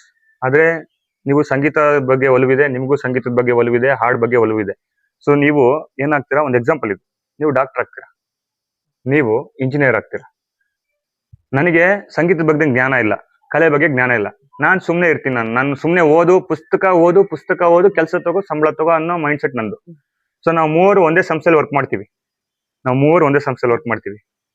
ಸೊ ನನಗೆ ಕೊಟ್ಟಿರೋ ಕೆಲಸ, ನಿಮಗೆ ಕೊಟ್ಟಿರೋ ಕೆಲಸ ಎಲ್ಲ 3 ಒಂದೇ. ಬಟ್ ನೀವು ಅದನ್ನ 5 ನಿಮಿಷದಲ್ಲಿ ಮುಗಿಸ್ತಿದ್ದೀರಾ, ನೀವು 5 ನಿಮಿಷದಲ್ಲಿ ಮುಗಿಸ್ತಾ ಇದ್ದೀರಾ. ನಾನು ಒಂದೊಂದು ದಿನ ತಗೊಂತಾ ಇದ್ದೀನಿ ಆ ಕೆಲಸನ. ನಾನು 1 ದಿನ ತಗೊಂತಾ ಇದ್ದೀನಿ, ನೀವು ಅರ್ಧ ದಿನ ತಗೊಂತೀರಾ, ನೀವು ಅರ್ಧ ದಿನ. ಏನಕ್ಕೆ? ಯಾವ ವ್ಯಕ್ತಿ ತನ್ನ ಕೆಲಸದಲ್ಲಿ ಅಂದ್ರೆ ತನ್ನ ಕಲಿಕೆಯ ಒಂದು ಜರ್ನಿಲಿ ಸಂಗೀತ, ಹಾಡು, ನೃತ್ಯದ ಜೊತೆನೆ ಎಜುಕೇಶನ್ ಮಾಡ್ತಾನೆ, ಅಂತ ವ್ಯಕ್ತಿ ಯಾವುದೇ ಕೆಲಸ ಕೊಟ್ಟರು ಸ್ಮಾರ್ಟ್ ಆಗಿ ಮಾಡಿ ಮುಗಿಸ್ತಾರೆ. ಯಾವ ವ್ಯಕ್ತಿ ಬರೀ ಓದ್ತೀನಿ, ನನಗೆ ಇದ್ರ ಬಗ್ಗೆ ಇಂಟ್ರೆಸ್ಟ್ ಇಲ್ಲ, ನನಗೆ ಪರ್ಸೆಂಟೇಜ್ ಇಂಪಾರ್ಟೆಂಟು, ಸಂಬಳ ಇಂಪಾರ್ಟೆಂಟು ಅಂತ ಯಾರು ಓದಿ ಮುಗಿಸ್ತಾರಲ್ಲ, ಅವ್ರ ಜೀವನ ಫುಲ್ ಕಷ್ಟ ಇರ್ತದೆ. ಅವ್ರ ಯೋಚನೆ ಅವ್ರದ್ದೇನಂದ್ರೆ ತಿಂಗಳಾದ್ರೆ ಸಂಬಳ ತಗೋ, ಕೆಲಸ ಮುಗಿಸು, ಮ್ಯಾನೇಜರ್ ಟಾಸ್ಕ್ ಕೊಟ್ಟಿದ್ದಾರೆ, ಆ ಮೈಂಡ್ ಸೆಟ್ ಅಲ್ಲೇ ಅವರು ಜೀವನ ಮುಗಿಸ್ಬಿಡ್ತಾರೆ. ಕಷ್ಟದಲ್ಲೇ ಮುಗಿಸ್ತಾರೆ. ಅವ್ರಿಗೆ ಎಷ್ಟು ಸಂಬಳ ಬಂದ್ರು ಸಾಲ್ತಾ ಇರಲ್ಲ. ಬಟ್ ನಿಮಗೆ ಕಡಿಮೆ ಸಂಬಳ ಬಂದ್ರು ಸಾಲ್ತಾ ಇರುತ್ತೆ, ಖುಷಿಯಾಗಿರ್ತಾರೆ. ಏನಕ್ಕೆ ಅಂದ್ರೆ ಯಾರು ಕಲೆ ಜೊತೆ ಜರ್ನಿನ ಸ್ಟಾರ್ಟ್ ಮಾಡ್ತಾರೆ ಅವ್ರ ಮೈಂಡ್ ಯಾವಾಗ್ಲೂ ಫ್ರೆಶ್ ಇರುತ್ತೆ. ಆಮೇಲೆ ಅವ್ರು ಮಾಡೋ ಕೆಲಸದಲ್ಲಿ ಟೈಮ್ ಕಮ್ಮಿ ತಗೊಂತಾರೆ, ಸ್ಮಾರ್ಟ್ ಆಗಿ ವರ್ಕ್ ಮಾಡ್ತಾರೆ. ಸೊ ಬರೀ ಇವಾಗ ನೀವು ಡಾಕ್ಟರ್ ಆದ್ರೆ ನಿಮಗೆ ಸಂಗೀತದ ಬಗ್ಗೆ ಜ್ಞಾನ ಇದ್ರೆ, ಕಲೆ ಬಗ್ಗೆ ಜ್ಞಾನ ಇದ್ರೆ, ನೀವೇನ್ ಮಾಡ್ತೀರಾ? ಆ ಆಪರೇಷನ್ ಶ್ರದ್ಧೆ ಭಕ್ತಿಯಿಂದ ಮಾಡ್ತೀರಾ, ಸ್ಮಾರ್ಟ್ ಆಗಿ ಮಾಡ್ತೀರಾ. ಆಪರೇಷನ್ ಸಕ್ಸಸ್ ಆಗುತ್ತೆ, ಅಲ್ಲೊಂದು ಜೀವ ಉಳಿಯುತ್ತೆ. ನೀವು ಇಂಜಿನಿಯರ್ ಆದ್ರೆ ಒಳ್ಳೆ ಮನೆ ಕಟ್ಬೇಕಲ್ವಾ? ನೀವು ಸಂಗೀತ ಜ್ಞಾನ ಇದ್ರೆ, ಡ್ಯಾನ್ಸ್ ಗೊತ್ತಿದ್ರೆ, ಡ್ರಾಯಿಂಗ್ ಗೊತ್ತಿದ್ರೆ, ಇನ್ನಿತರ ಬೇರೆ ಕಲೆಗಳ ಬಗ್ಗೆ ನಿಮ್ಗೆ ಆಸಕ್ತಿ ಇದ್ರೆ, ನಿಮ್ಗೆ ಕೊಟ್ಟಿರೋ ಕೆಲಸ ಶ್ರದ್ಧೆಯಿಂದ ಮಾಡ್ತೀರಾ. ಆಮೇಲೆ ಅದನ್ನ ಫ್ಯಾಷನ್ ಆಗಿ ಮಾಡ್ತೀರಾ, ಸ್ಟೈಲ್ ಆಗಿ ಮಾಡ್ತೀರಾ. ನಾವು ಕೊಟ್ಟಿರೋ ಕೆಲಸನ ಸ್ಟೈಲ್ ಆಗಿ ಮಾಡ್ಬೇಕು, ಇಷ್ಟಪಟ್ಟು ಮಾಡ್ಬೇಕು. ಸೊ ಹಂಗಾಗಿ ಇದೇ ಎಕ್ಸಾಂಪಲ್. ಕಲೆ ವೆರಿ ಇಂಪಾರ್ಟೆಂಟ್. ಯಾರು ಬರೀ ಓದಿನ ಕಡೆ ಹೋಗ್ತಾರೋ ಅವರು ನಾನು ಸುಮ್ಮನೆ ಹೇಳ್ತಾ ಇದೀನಿ, ಅಂದ್ರೆ ಬೇರೆಯವ್ರಿಗೆ ಎಲ್ಲರೂ ಹಂಗಿರಲ್ಲ. ನಮ್ ಕಡೆ ಪುಸ್ತಕದ ಬದನೆಕಾಯಿ ಅಂತಾರೆ. ಒಂದು ಎಕ್ಸಾಂಪಲ್, ಇವನ್ ಬರೀ ಪುಸ್ತಕದ ಬದನೆಕಾಯಿ. ಸೊ ಲೈಫಲ್ಲಿ ಹಂಗಿರ್ಬಾರ್ದು. ಈಗಿನ ಜನರೇಷನ್ ಎಲ್ಲ ಹಂಗೆ ಆಗ್ಬಿಟ್ಟಿದೆ. ಅವ್ನು ಬೆಳಗ್ಗೆ ಎದ್ರೆ ಟ್ಯೂಷನ್ಗೆ ಹೋಗ್ಬೇಕು, ಸ್ಕೂಲ್ ಮುಗಿಸ್ಕೊಂಡ್ ಬಂದ್ರೆ ಟ್ಯೂಷನ್ ಇಂದಾನೆ ಇರ್ಬೇಕು. ಮಾರ್ಕ್ಸ್ ಕಾರ್ಡ್ ಅಲ್ಲಿ 80 ಇರ್ಬೇಕು ಅವ್ರಿಗೆ. 1% ಕಮ್ಮಿ ಆದ್ರೂ ಅವ್ನು 1% ಕಮ್ಮಿ ಆಗಿದ್ದಾನೆ ಅಂತಾರೆ. ಸೊ ಆದ್ರೆ ಅವನು ಆ 99 ಅಲ್ಲಿ ಅವನ ತಲೆಯಲ್ಲಿ ಎಷ್ಟು ಜ್ಞಾನ ಐತೆ ಅಂತ ಅವ್ರು ಯಾರು ಮನೇಲಿ ಟೆಸ್ಟೇ ಮಾಡಿರಲ್ಲ. ಅವ್ರು ಮಾರ್ಕ್ಸ್ ಕಾರ್ಡ್ನೇ ಇಟ್ಕೊಂಡಿರೋದು. ನನ್ನ ಮಗ 99, ಅವನಿಗೆ ಕರೆಕ್ಟ್ ಆಗಿ ಸಂತೆಗೆ ಹೋಗ್ಬಿಟ್ಟು ಬದನೆಕಾಯಿ ಎಷ್ಟು ಕೆಜಿ ತರಬೇಕು ಅನ್ನೋದು ಗೊತ್ತಿರಲ್ಲ. ಸೊ ಆ ಜ್ಞಾನನ ಕೊಡಿಸ್ಬೇಕು, ಹೊರಗಡೆ ಜ್ಞಾನನ ಕೊಡಿಸ್ಬೇಕು ಮಕ್ಕಳಿಗೆ. ಎಜುಕೇಶನ್ ಜೊತೆ ಸಂತೆ ಕಳಿಸ್ಬೇಕು, ಅಲ್ಲಿ ದನದ ಮಾರ್ಕೆಟ್ ಇರುತ್ತೆ ಅಲ್ಲಿ ಕಳಿಸ್ಬೇಕು. ಇನ್ನು ಕೆಲವು ಮಕ್ಕಳಿಗೆ ಬೆಂಗಳೂರು ಕಡೆ ಹೋಗ್ರಿ, ಹಸುಗೆ ಎಷ್ಟು ಕಾಲಿದಾವೆ ಅಂದ್ರೆ ನೆನಪಿರಲ್ಲ ಅವರಿಗೆ, ಬಾಲ ಸೇರಿಸಿ 5 ಅಂತ ಹೇಳ್ತಾರೆ. ಅಂದ್ರೆ ಅಷ್ಟು ಸೂಕ್ಷ್ಮವಾಗಿ ಬೆಳೆಸ್ತಿದ್ದಾರೆ ಮಕ್ಕಳನ್ನ. ಸೊ ಮಕ್ಕಳನ್ನ ಫ್ರೀ ಆಗಿ ಬಿಡ್ಬೇಕು, ಸ್ಮಾರ್ಟ್ ಆಗಿ ಕಲೆಗಳ ಜೊತೆನೆ ಎಜುಕೇಶನ್ ಕೊಡಿಸ್ಬೇಕು. ಹಂಗಂದ್ರೆ ಸ್ಮಾರ್ಟ್ ವರ್ಕ್ ಆಗುತ್ತೆ. ನೀವು ಕೇಳಿದ ಕ್ವಶನ್ಗೆ ನನ್ನ ಆನ್ಸರ್ ಕರೆಕ್ಟ್ ಆಗಿದ್ದೀನ? ಮತ್ತೆ ಕೆಲವು ಜನಕ್ಕೆ ಹಿಂಗೆ ನೃತ್ಯಕ್ಕೆ ಮತ್ತೆ ಚಿತ್ರಕಲೆಗೆ ಬರ್ಬೇಕಂತ ಆಸಕ್ತಿ ಇರೋದಿಲ್ಲ. ಆದ್ರೆ ಅಪ್ಪ ಅಮ್ಮನ ಒತ್ತಾಯಕ್ಕೋಸ್ಕರ ತರಗತಿಗೆ ಬಂದಿರ್ತಾರೆ. ಅವ್ರಿಗೆ ಹೇಗೆ ನೀವು ಈ ಚಿತ್ರಕಲೆ ಅಥವಾ ನೃತ್ಯದ ಬಗ್ಗೆ ಆಸಕ್ತಿಯನ್ನ ಹುಟ್ಟಿಸ್ತೀರ? ಇದು ಒಳ್ಳೆ ಕ್ವಶನ್. ಈಗ ಕೆಲವರಿಗೆ ಬರೀ ಡ್ರಾಯಿಂಗ್ ಇಷ್ಟ ಇರುತ್ತೆ, ಡ್ಯಾನ್ಸ್ ಇಷ್ಟ ಇರುತ್ತೆ, ನೃತ್ಯ ಇಷ್ಟ ಇರುತ್ತೆ. ಕೆಲವರಿಗೆ ಬರೀ ಓದ್ ಇಷ್ಟ ಇರುತ್ತೆ, ಡ್ರಾಯಿಂಗು ಡ್ಯಾನ್ಸ್ ಇಷ್ಟ ಇಲ್ಲ. ಯಾಕಂದ್ರೆ ಅವ್ರು ಬೆಳೆದು ಬಂದಿರೋ ವಾತಾವರಣ, ಅವ್ರ ಪರಿಸರ, ಅವ್ರ ಮನೆಯಲ್ಲಿ ಇರ್ತಕ್ಕಂಥ ವಾತಾವರಣ ಅದಕ್ಕೆ ಕಾರಣ. ಸೊ ಈಗ ನಾನು ಅದೇ ಹೇಳಿದ್ನಲ್ಲ ನಿಮ್ಗೆ, ನಾನು ಬೆಳೆದು ಬಂದ ವಾತಾವರಣ ಕಲೆ, ಹಂಗಾಗಿ ನನ್ಗೆ ಅದು ತುಂಬಾ ಅಟ್ರಾಕ್ಟ್. ಈಗ ಅವ್ರ ಮನೇಲಿ ಏನು ಇರುತ್ತೆ ಅಂತ ನಮ್ಗೆ ಗೊತ್ತಿರಲ್ಲ, ಅವ್ರ ಮೈಂಡಲ್ಲಿ ಏನಿರುತ್ತೆ ನಮ್ಗೆ ಗೊತ್ತಿಲ್ಲ, ಅವ್ರ ಮನ್ಸಲ್ಲಿ ಏನಿರುತ್ತೆ ನಮ್ಗೆ ಗೊತ್ತಿರಲ್ಲ. ಫಸ್ಟ್ ಬಂದಂತ ವ್ಯಕ್ತಿ ಅಂತ ವಿದ್ಯಾರ್ಥಿಗಳಿಗೆ ಏನ್ ಮಾಡ್ಬೇಕು, ವೆರಿ ಸಿಂಪಲ್, ಅವ್ರನ್ನ ಕ್ಲಾಸ್ ಒಳಗಡೆ ಕೂರಿಸ್ಬೇಕು, ಅಟ್ರಾಕ್ಟ್ ಮಾಡ್ಬೇಕು, ಬಣ್ಣ ಜೊತೆ ಬೆರೆಯಕ್ ಬಿಡ್ಬೇಕು, ಒಂದಷ್ಟು ಅಬ್ಸರ್ವೇಷನ್ ಮಾಡ್ಬೇಕು. ಅವರಲ್ಲಿರೋ ಮನಸ್ಥಿತಿನ ಫಸ್ಟ್ ನಾವು ತಿಳ್ಕೊಬೇಕು. ತಿಳ್ಕೊಂಡಾದ್ಮೇಲೆ ಅವ್ರನ್ನ ನಮ್ಮ ರೂಟಿಗೆ ತಗೋಬೇಕು. ಹೇಗೆ? ಬಂದ ತಕ್ಷಣ ಅವ್ನಿಗೆ ಏನು ಮಾಡಕ್ ಕೊಡ್ಬಾರ್ದು. 1 ವಾರ ಅವನು ನಮ್ಮ ಹತ್ರ ಬಂದಾಗ ಹಾಗೆ ಅಬ್ಸರ್ವ್ ಮಾಡ್ಬೇಕು, ಅವನ್ನ ಸುಮ್ನೆ ನಿಲ್ಸ್ಬೇಕು, ನೋಡಕ್ ಬಿಡ್ಬೇಕು. ಅವನೇನ್ ಮಾಡ್ತಾನೋ ಅದಕ್ಕೆ ಅಗ್ರಿ ಮಾಡಿ ಸುಮ್ನೆ ಇರ್ಬೇಕು. ನಮ್ಮ ವಾತಾವರಣದಲ್ಲಿ ಅವ್ನು 1 ವಾರ ಇದ್ರೆ ಅವನೇ ಹೋಗಿ ಬ್ರಷ್ ಹಿಡಿತಾನೆ, ಅವಾಗ ಅವನೇ ಹೋಗಿ ಕಲರ್ ಹಿಡಿತಾನೆ. ಆ ಬಣ್ಣ ಮ್ಯಾಜಿಕ್ ಅಂತ ಕರೀತಾರೆ. ಕಾಮನ ಬಿಲ್ ನೋಡಿ ಎಷ್ಟು ಚೆನ್ನಾಗಿ ಕಾಣುತ್ತೆ, ಅದು ಮ್ಯಾಜಿಕ್. ಅದು ಕಲರ್ಫುಲ್ ಆಗಿರ್ಬೇಕು ಲೈಫ್. ಹಂಗೆ ಆ ಬಣ್ಣಗಳಷ್ಟೇ, ಆ ಕಲರ್ ನೋಡ್ತಾ ನೋಡ್ತಾ ಅಟ್ರಾಕ್ಷನ್, ಕಲರ್ ಅಂದ್ರೇನೆ ಅಟ್ರಾಕ್ಷನ್. ಸೊ ಆ ಒಂದು ವಿದ್ಯಾರ್ಥಿ ಆ ಝೋನ್ ಅಲ್ಲಿ ಇದ್ದಾಗ ಅದನ್ನ ನೋಡಿ ನೋಡಿ ನೋಡಿ ಅವನಿಗೆ ಮುಟ್ಬೇಕು ಅನ್ಸುತ್ತೆ. ಮನುಷ್ಯ ಆಸೆ ಬುರ್ಕ, ಎಂತ ಒಂದು ಆಸೆ ಇರುತ್ತೆ, ಏನಾದ್ರೂ ಒಂದು ಆಸೆ ಇರುತ್ತೆ ಅವನಿಗೆ. ಸೊ ನಮ್ ಝೋನ್ ಅಲ್ಲಿ ಇದ್ದಾಗ ಅವನ್ನ ಸುಮ್ನೆ ಫ್ರೀ ಬಿಡ್ಬೇಕು. ಅದಾದ್ಮೇಲೆ ಅವನು ಬಣ್ಣ ನೋಡ್ತಾನೆ, ಬ್ರಷ್ ತಗೊಂತಾನೆ, ಅಲ್ಲೇನೋ ಮಾಡ್ತಿರ್ತಾರೆ, ಅಲ್ಲಿ ಕ್ರಿಯೇಟಿವ್ ಮಾಡ್ತಿರ್ತಾರೆ, ಇಲ್ಲೇನೋ ಬಿಡಿಸ್ತಿರ್ತಾರೆ, ಅಲ್ಲೇನೋ ಮಾಡ್ತಿರ್ತಾರೆ. ಅದು ನೋಡಿ ನೋಡಿ ಅವನೇನ್ ಮಾಡ್ತಾನೆ, ನಾನು ಏನಾದ್ರು ಮಾಡ್ಬೇಕಂತ ಅವನೇ ಒಂದಿನ ಹೋಗಿ ಬ್ರಷ್ ಹಿಡಿತಾನೆ. ಅವಾಗ ಅವ್ನ ನಿಧಾನಕ್ಕೆ ಇದು ಹೀಗಲ್ಲ ಹೀಗೆ, ಇದು ಹೀಗಲ್ಲ ಹೀಗೆ ಅಂತ ಅವನನ್ನ ನಮ್ ಜರ್ನಿ ಕರ್ಕೊಂಡ್ಬರ್ಬೇಕು. ಅದಾದ್ಮೇಲೆ ಅವನೇ ಮುಂದುವರಿತಾನೆ, ಅವನೇ ನಮ್ಗೆ ಹೇಳ್ಕೊಡ್ತಾನೆ ಆಮೇಲೆ. ಮತ್ತೆ ಈಗ ನೀವು ಕೆಲ್ಸ ಅಂದ್ರೆ ನೃತ್ಯವನ್ನ ಹೇಳ್ಕೊಡ್ತಿರೋ ಸಂಸ್ಥೆ ಅಂಬಿಕಾ ಶಾಲೆ ಅಂತ ತಿಳಿದು, ಆ ಶಾಲೆಯ ಬಗ್ಗೆ ನಿಮ್ಮ ಅಭಿಪ್ರಾಯ? ಇಲ್ಲ, ನನ್ಗೊಂದು ತುಂಬಾ ಸಂಸ್ಥೆಯಲ್ಲಿ ವರ್ಕ್ ಮಾಡಿದ್ದೀನಿ. ಆದ್ರೆ ಈ ಒಂದು ಶಾಲೆಯಲ್ಲಿ ನನಗೆ ತುಂಬಾ ಸಪೋರ್ಟ್ ಮಾಡಿದ್ದಾರೆ, ಸಪೋರ್ಟ್ ಸಿಕ್ತು. ನಾನು ಫಸ್ಟಿಗೆ ಹೋದಾಗ ನಾನು ಸುಮಾರು ಶಾಲೆಗಳಲ್ಲಿ ವರ್ಕ್ ಮಾಡಿದ್ದೀನಿ. ICIC, CBSE, ಸುತ್ತೂರು ಮಠ, ಆಮೇಲೆ ಗುರುಕುಲ, ಚೈತನ್ಯ ಗುರುಕುಲ, ಈ ತರ ಸುಮಾರು ಸಂಸ್ಥೆ, ದೊಡ್ಡ ದೊಡ್ಡ ಸಂಸ್ಥೆಯಲ್ಲಿ ದೊಡ್ಡ ದೊಡ್ಡ ವ್ಯಕ್ತಿಗಳ ಜೊತೆ ನಾನು ಸಣ್ಣವನಾಗಿ ವರ್ಕ್ ಮಾಡಿದ್ದೀನಿ.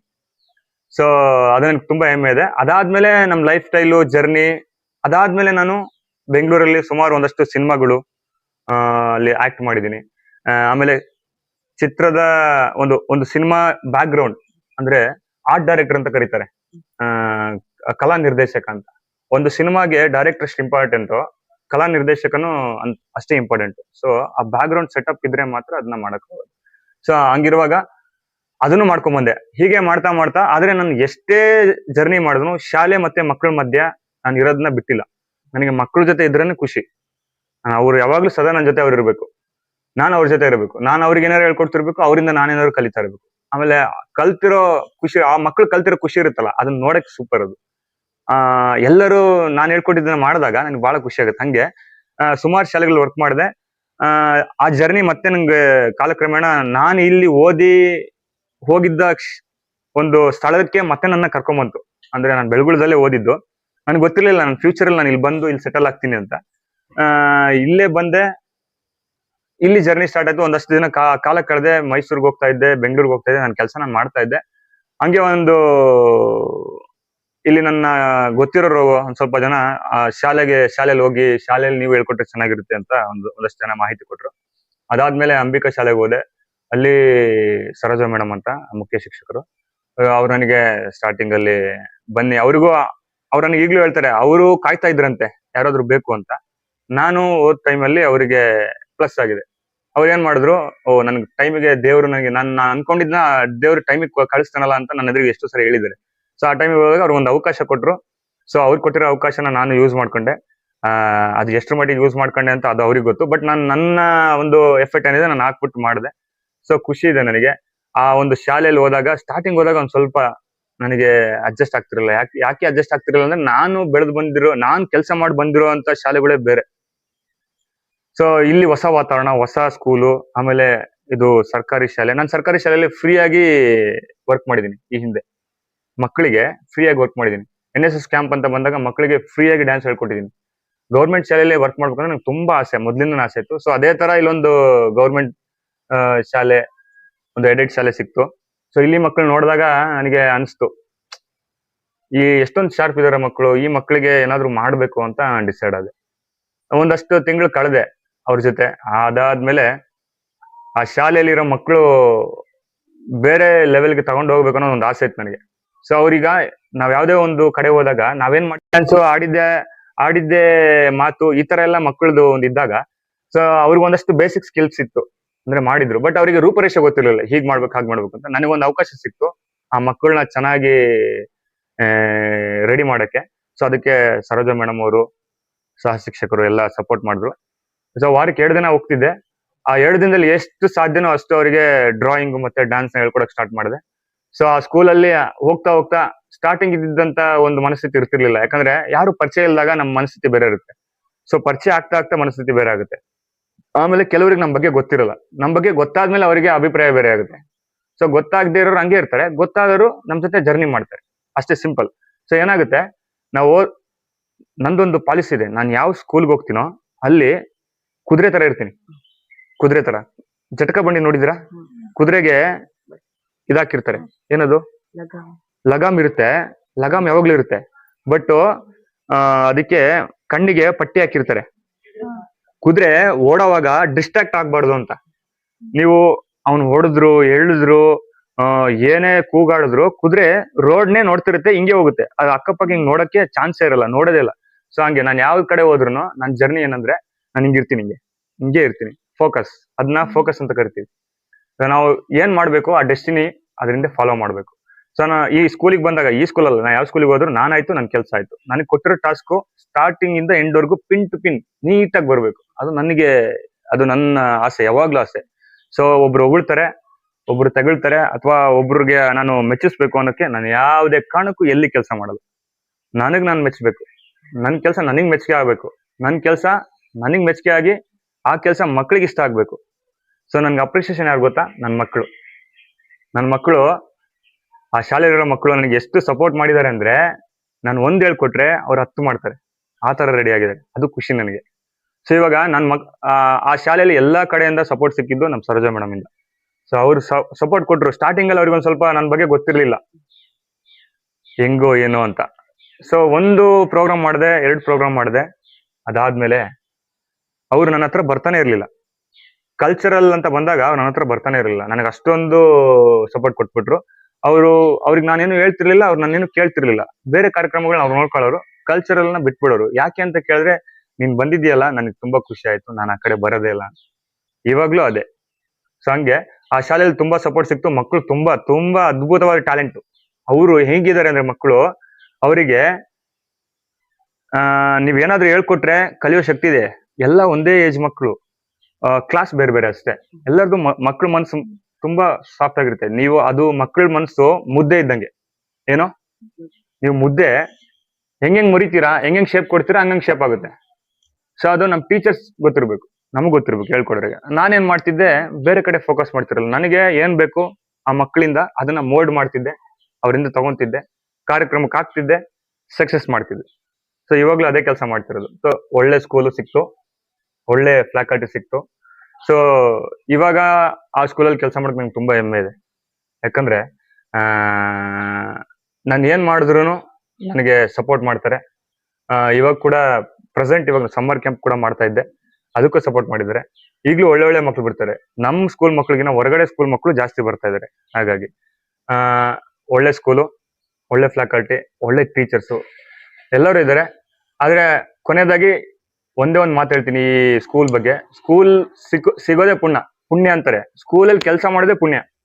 ಯಾಕಂದ್ರೆ ನೀನ್ ಡಾಕ್ಟರ್ ಆಗ್ಬೋದು, ಇಂಜಿನಿಯರ್ ಆಗ್ಬೋದು, ಆಮೇಲೆ ಇನ್ನೊಂದಾಗ್ಬೋದು, ಮತ್ತೊಂದಾಗ್ಬೋದು, ಟೀಚರ್ ಆಗಕ್ಕಾಗಲ್ಲ. ನೀವೇನೇ ಆದ್ರೂ ನಿಮ್ಮ ಜಾಬ್ಗೆ ಸಲ್ಯೂಟ್ ಹೊಡಿತಾರೆ.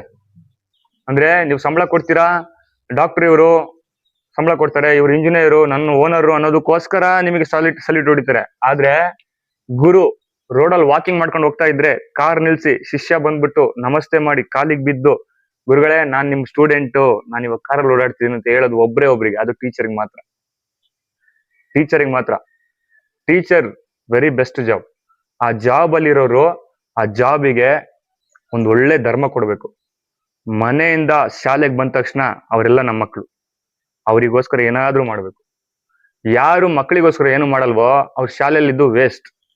ಯಾರು ಮಕ್ಕಳಿಗೋಸ್ಕರ ಸದಾ ಯೋಚನೆ ಮಾಡ್ತಿರ್ತಾರೋ ಅವರೇ ನಿಜವಾದ ಟೀಚರ್. ಕೊಡೋ ಸಂಬಳ ಕಮ್ಮಿ ಆಗಿರ್ಬೋದು ಅಥವಾ ಜಾಸ್ತಿ ಆಗಿರ್ಬೋದು, ಮಾಡೋ ಕೆಲಸ ಒಂದೇ, ಟೀಚರ್ ಕೆಲಸ. ಆ ಕೆಲ್ಸಕ್ಕೆ ಯಾರು ವೃತ್ತಿ ದ್ರೋಹ ಮಾಡ್ತಾರಲ್ಲ ಅವ್ರಿಗೆ ಆ ಪರಮಾತ್ಮನೇ ಕ್ಷಮಿಸಲ್ಲ. ಶಾಲೆಗೆ ಬಂದ್ಮೇಲೆ ಶಾಲೆ ಬಗ್ಗೆ ಯೋಚನೆ ಇರ್ಬೇಕು, ಮಕ್ಕಳ ಬಗ್ಗೆ ಅಷ್ಟೇ ಯೋಚನೆ ಇರ್ಬೇಕು. ಯಾರ ಬಗ್ಗೆನೂ ಯೋಚನೆ ಇರ್ಬಾರ್ದು. ನನ್ ಸೀರೆ, ನನ್ ಜಾಕೆಟು, ನನ್ ಪ್ಯಾಂಟು, ನನ್ ಚೈನ್ ಸರ, ನಂದು ಮನೆ, ನನ್ ಸೈಟ್, ಇದೆಲ್ಲ ಶಾಲೆಯಲ್ಲೇ ಡಿಸ್ಕಸ್ ಆಗ್ಬಾರ್ದು. ಶಾಲೆಯಲ್ಲಿ ನನ್ ಮಕ್ಕಳು, ಇವ್ನ್ ಹಂಗಾಗ್ಬೇಕು, ಇವ್ನ್ ಹಿಂಗಾಗ್ಬೇಕು, ಇವನ ನಾನು ಏನಾದ್ರು ಮಾಡ್ಬೇಕು, ಈ ಶಾಲೆಗೆ ಏನಾದ್ರು ಮಾಡ್ಬೇಕು, ಈ ಮಕ್ಕಳಿಂದ ನಾನು ಈ ಶಾಲೆಗೆ ಏನಾದ್ರು ಮಾಡ್ಬೇಕು, ಶಾಲೆಗೆ ಈ ಮಕ್ಕಳಿಂದ ಏನಾದ್ರು ಮಾಡ್ಬೇಕು, ಈ ಸದಾ ಯೋಚನೆ. ಯಾರು ಕಲಿತಾ ಇಲ್ಲ, ಯಾರು ಕಲಿತಾ ಇದಾರೆ, ಅವ್ನ್ ಕಲಿತಾ ಇಲ್ಲ ಅಂದ್ರೆ ಏನ್ ಮಾಡ್ಬೇಕು, ಇವನಿಗೆ ಏನ್ ಮಾಡ್ಬೇಕು, ಇವ್ರೆಲ್ಲರನ್ನು ನಾನು ಒಂದ್ ದಾರಿಗೆ ತರಬೇಕು, ಈ ಯೋಚನೆಯಲ್ಲಿ ಯಾರು ಇರ್ತಾರಲ್ಲ ಅವ್ರು ನಿಜವಾದ ಶಿಕ್ಷಕ. ಆತರ ಕೆಲಸನ ನಮ್ಮ ಶಾಲೆಯಲ್ಲಿ ನಾನು ನೋಡಿದೀನಿ. ನಮ್ ಸರೋಜ ಮೇಡಮ್ ಮಾಡ್ತಾರೆ, ಮುಖ್ಯ ಶಿಕ್ಷಕರು. ಅಂದ್ರೆ ಅವ್ರು ಮುಖ್ಯ ಶಿಕ್ಷಕರು ಅಂತ ನಾನು ಪದೇ ಹೇಳ್ತಾ ಇದೀನಿ, ಅದಕ್ಕೋಸ್ಕರ ಹೇಳ್ತಾ ಇಲ್ಲ. ಬಟ್ ಅವ್ರು ಸದಾ ಯೋಚನೆ ಹಂಗೆ ಇರುತ್ತೆ. ಅವ್ರ ಮನೆಗೆ ಹೋದ್ರು ಶಾಲೆ ಬಗ್ಗೆ ಚಿಂತೆ ಮಾಡ್ತಾರೆ, ಶಾಲೆಯಲ್ಲಿ ಇದ್ರು ಶಾಲೆ ಬಗ್ಗೆ ಚಿಂತೆ ಮಾಡ್ತಾರೆ. ಅವ್ರ ಹಸ್ಬೆಂಡ್ ಬಗ್ಗೆ ಚಿಂತೆ ಮಾಡಲ್ಲ, ಅವ್ರ ಮಕ್ಕಳ ಬಗ್ಗೆನೂ ಚಿಂತೆ ಮಾಡಲ್ಲ. ಬೆಳಗ್ಗೆ ಎದ್ರೆ ಶಾಲೆ, ರಾತ್ರಿ ಆದ್ರೆ ಶಾಲೆ, ಮಧ್ಯಾಹ್ನ ಇದ್ರು ಶಾಲೆ. ಒಂದೊಂದ್ಸರಿ 11 ಗಂಟೆಗೆ ಫೋನ್ ಮಾಡಿ ಅವ್ರಿಗೆ ಬಂದಿರೋ ಐಡಿಯಾನ ಶೇರ್ ಮಾಡ್ತಾರೆ, ಒಂದೊಂದ್ಸರಿ ಗ್ರೂಪ್ ಅಲ್ಲಿ ಹಾಕ್ತಾರೆ. ಸೊ ಅದು ಶಿಕ್ಷಕರ ವೃತ್ತಿ ಅಂದ್ರೆ. ಇಲ್ಲಂತಲ್ಲ, ಎಲ್ಲ ಟೀಚರ್ಸ್ ಅಷ್ಟೇ. ಯಾವುದೇ ಟೀಚರ್ ಆಗ್ಲಿ ಮಕ್ಕಳಿಗೆ ಒಳ್ಳೆ ಕಲಿಕೆಯನ್ನ ಕಲ್ಸೋಕೆ ಸದಾ ಗಂಧ ತೈದಂಗೆ ಅವ್ರ ಜೀವನ ತೈತಾನೋ ಅವನೇ ನಿಜವಾದ ಶಿಕ್ಷಕ. ಆ ಪರಿಮಳ ಯಾವಾಗ ಬರುತ್ತೆ ಅಂದ್ರೆ ಅಲ್ಲಿಂದ ಆ ವಿದ್ಯಾರ್ಥಿ ಹೊರಗೋಗಿ ಒಂದಷ್ಟು ಒಳ್ಳೆ ಕೆಲಸಗಳನ್ನ ಮಾಡಿ ಹೆಸರು ತಂದು ನಿಮ್ಮ ಹತ್ರ ಬಂದು ನಿಮ್ಮ ಆಶೀರ್ವಾದ ತಗೊಂಡು, ಗುರುಗಳೇ ನಾನು ಈ ತರ ಮಾಡಿದೀನಿ, ಈ ತರ ಆಗಿದ್ದೀನಿ, ಅದು ನಿಮ್ಮಿಂದ ಅಂತ ಹೇಳ್ತಾರಲ್ಲ, ಆ ತರ ಹೇಳಕ್ ಒಬ್ರಿಗೆ ಸಾಧ್ಯ, ಅದು ಟೀಚರ್ಗೆ ಮಾತ್ರ.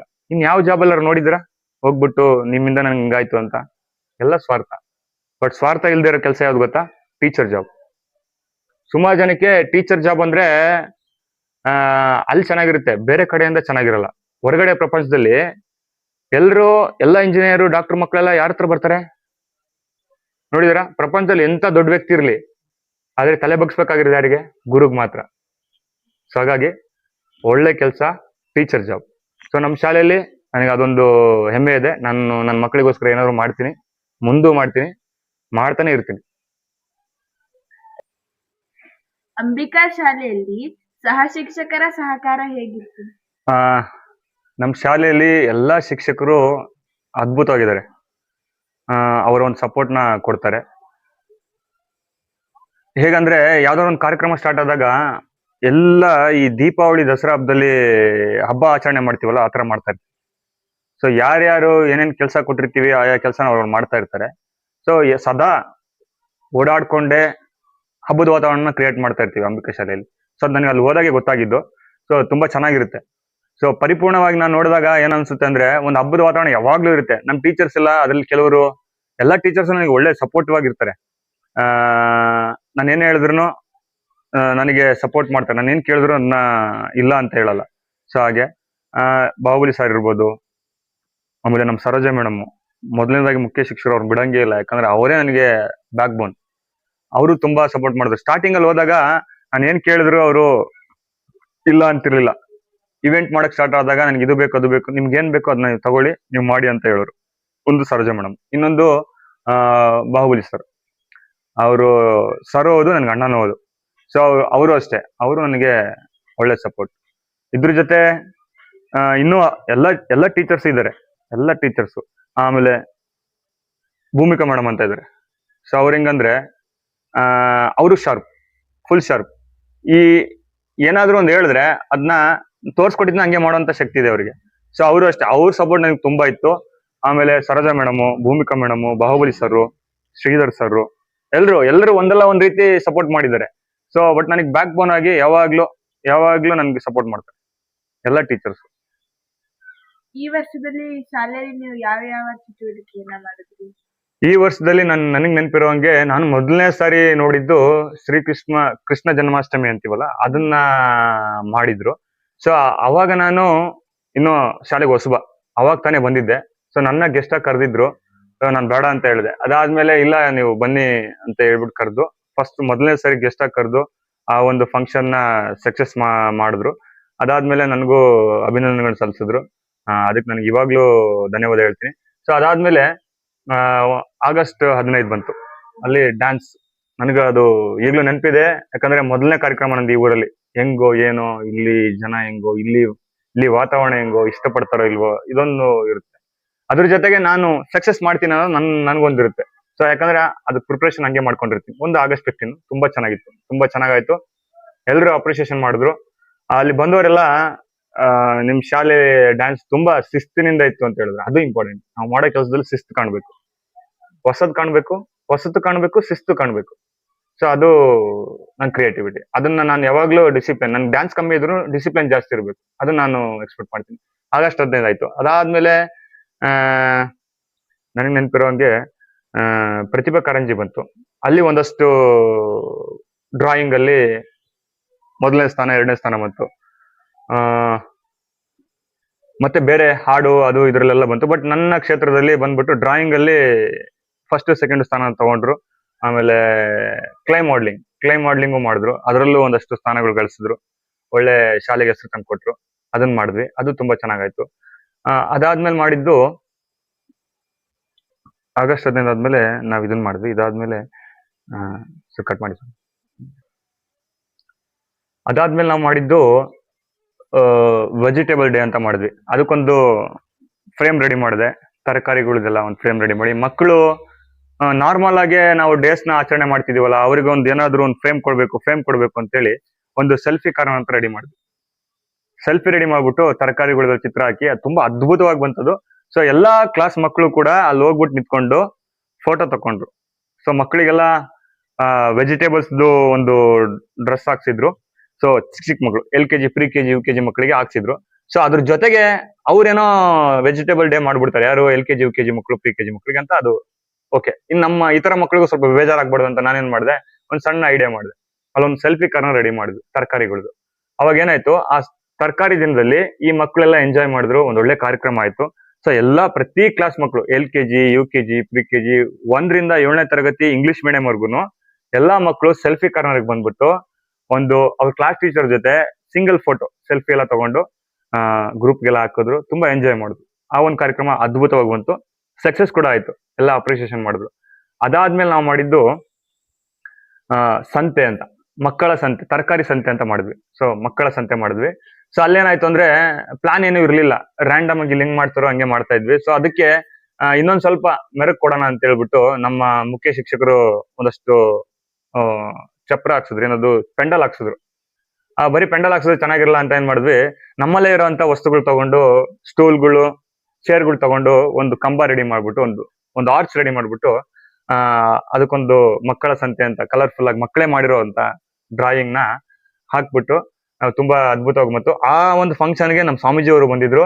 ಅವ್ರು ಬಂದು ಪ್ರತಿ ಮಕ್ಕಳ ಹತ್ರ ಹೋಗಿ ದುಡ್ಡು ಕೊಟ್ಟು ತರಕಾರಿನ ಮಠಕ್ಕೆ, ದಾಸೋಹಕ್ಕೆ ಕೊಂಡ್ಕೊಂಡು ಪ್ರತಿ ಮಕ್ಕಳ ಹತ್ರ ಅವರಿಗೆಲ್ಲ ಚಾಕ್ಲೇಟ್ ಕೊಟ್ಟು, ಹಣ್ಣುಗಳನ್ನ ಕೊಟ್ಟು, ಜ್ಯೂಸ್ ನ ಕೊಟ್ಟು, ಪ್ರತಿಯೊಬ್ಬ ಹುಡುಗನ ಹತ್ರನೂ ಹೋಗಿ, ಮಗು ಹತ್ರನೂ ಹೋಗಿ ಮಾತಾಡ್ಸಿ, ವ್ಯವಹಾರ ಜ್ಞಾನನ ಅವ್ರ ಹತ್ರ ಎಷ್ಟಿದೆ ಅಂತ ಇವ್ರು ತಿಳ್ಕೊಂಡು, ಇವ್ರ ಜ್ಞಾನನ ಅವ್ರಿಗೆ ಕೊಟ್ಬಿಟ್ಟು ಅಲ್ಲೊಂದಷ್ಟು ವಿಷಯನ ಅವ್ರಿಗೆ ಹಂಚ್ಕೊಂಡು, ಅವ್ರಿರೋ ನಮ್ಮ ಸ್ವಾಮೀಜಿ ಇರೋ ಬಿಸಿಲಿ ಎಷ್ಟೋ ಕಡೆ ಅವ್ರಿಗೆ ಅಪಾಯಿಂಟ್ಮೆಂಟ್, ಅವ್ರನ್ನ ಕಾಣಕ್ ಬರ್ತಾ ಇರ್ತಾರೆ. ಅವ್ರು ಸುಮಾರು ಕೆಲಸಗಳು ಇರ್ತವೆ ಮಠದಲ್ಲಿ.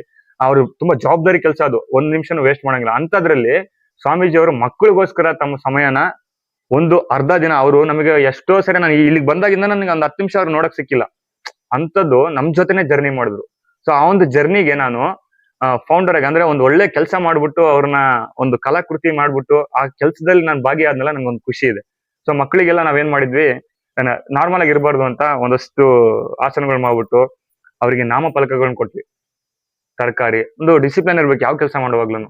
ಸೊ ಹಂಗಾಗಿ ಎಲ್ಲ ಕಡೆ ಒಂದು ಝೋನ್ ರೆಡಿ ಮಾಡಿದ್ವಿ. ಹೋದ್ರು ಸ್ವಾಮೀಜಿಯವರು ಎಲ್ಲ ಕಡೆ ಹೋಗ್ಬಿಟ್ಟು ಆ ಒಂದು ಕಾರ್ಯಕ್ರಮ ಖುಷಿ ಪಟ್ರು, ನಮಗೂ ಖುಷಿ ಆಯ್ತು. ನಮ್ಮ ಶಾಲೆಯಲ್ಲಿ ಆ ಒಂದು ಕಾರ್ಯಕ್ರಮ ಪೇಪರ್ಗೆಲ್ಲ ಬಂತು, ಎಲ್ಲಾ ಪೇಪರ್ಗಳಿಗೆ ಬಂದ್ಬಿಟ್ಟು ಅಲ್ಲಿಂದ ಊರೆಲ್ಲ ಅದೇ ಸುದ್ದಿ. ಅಂಬಿಕಾ ಶಾಲೆಯಲ್ಲಿ ಮಕ್ಕಳ ಸಂತೆ ಮಾಡಿದ್ರು, ತುಂಬಾ ಚೆನ್ನಾಗಿತ್ತು. ಸೊ ಅದೊಂದು ನನಗೆ ಬಹಳ ಖುಷಿ ಇದೆ. ಅದಾದ್ಮೇಲೆ ಮಾಡಿದ್ದು ನಾವು ಸೈನ್ಸ್ ಡೇ. ನಾನು ಇಡೀ ಕಾರ್ಯಕ್ರಮದಲ್ಲಿ ಅಷ್ಟು ದಿನ ನಾನು ಮಾಡಿರೋ ಕಾರ್ಯಕ್ರಮಗಳಲ್ಲಿ ನನ್ನ ಫೇವರಿಟ್ ಅಂದ್ರೆ ಸೈನ್ಸ್ ಡೇ. ಯಾಕಂದ್ರೆ ಅಷ್ಟೊಂದು ಆಯೋಜನೆ ಮಾಡಿದ, ನಾವೇನು ಆಯೋಜನೆ ಮಾಡಿದ್ವಲ್ಲ ಅದು ಬಹಳ ಚೆನ್ನಾಗಿತ್ತು. ನನ್ನ ಕಡೆಯಿಂದ ನಾನು ಆರ್ಟ್ ಒಂದು ಗ್ಯಾಲರಿ ಮಾಡಿದ್ದೆ, ಒಂದು ಆರ್ಟ್ ಗ್ಯಾಲರಿ. ಅಂದ್ರೆ ನನ್ನ ಮಕ್ಕಳೇ ಡ್ರಾಯಿಂಗ್ ಮಾಡ್ಬಿಟ್ಟು, ಅಂದ್ರೆ men's scientist, men's scientist, women's scientist ಅಂದ್ರೆ ವಿಜ್ಞಾನಿಗಳು, ಅವ್ರನ್ನ ಆರ್ಟ್ ಮಾಡ್ಬಿಟ್ಟು ಅದರಲ್ಲೂ men's Indian scientist, women's Indian scientist art ನ ಮಕ್ಕಳಿಗೆ ಕೊಟ್ಟಿದ್ದೆ.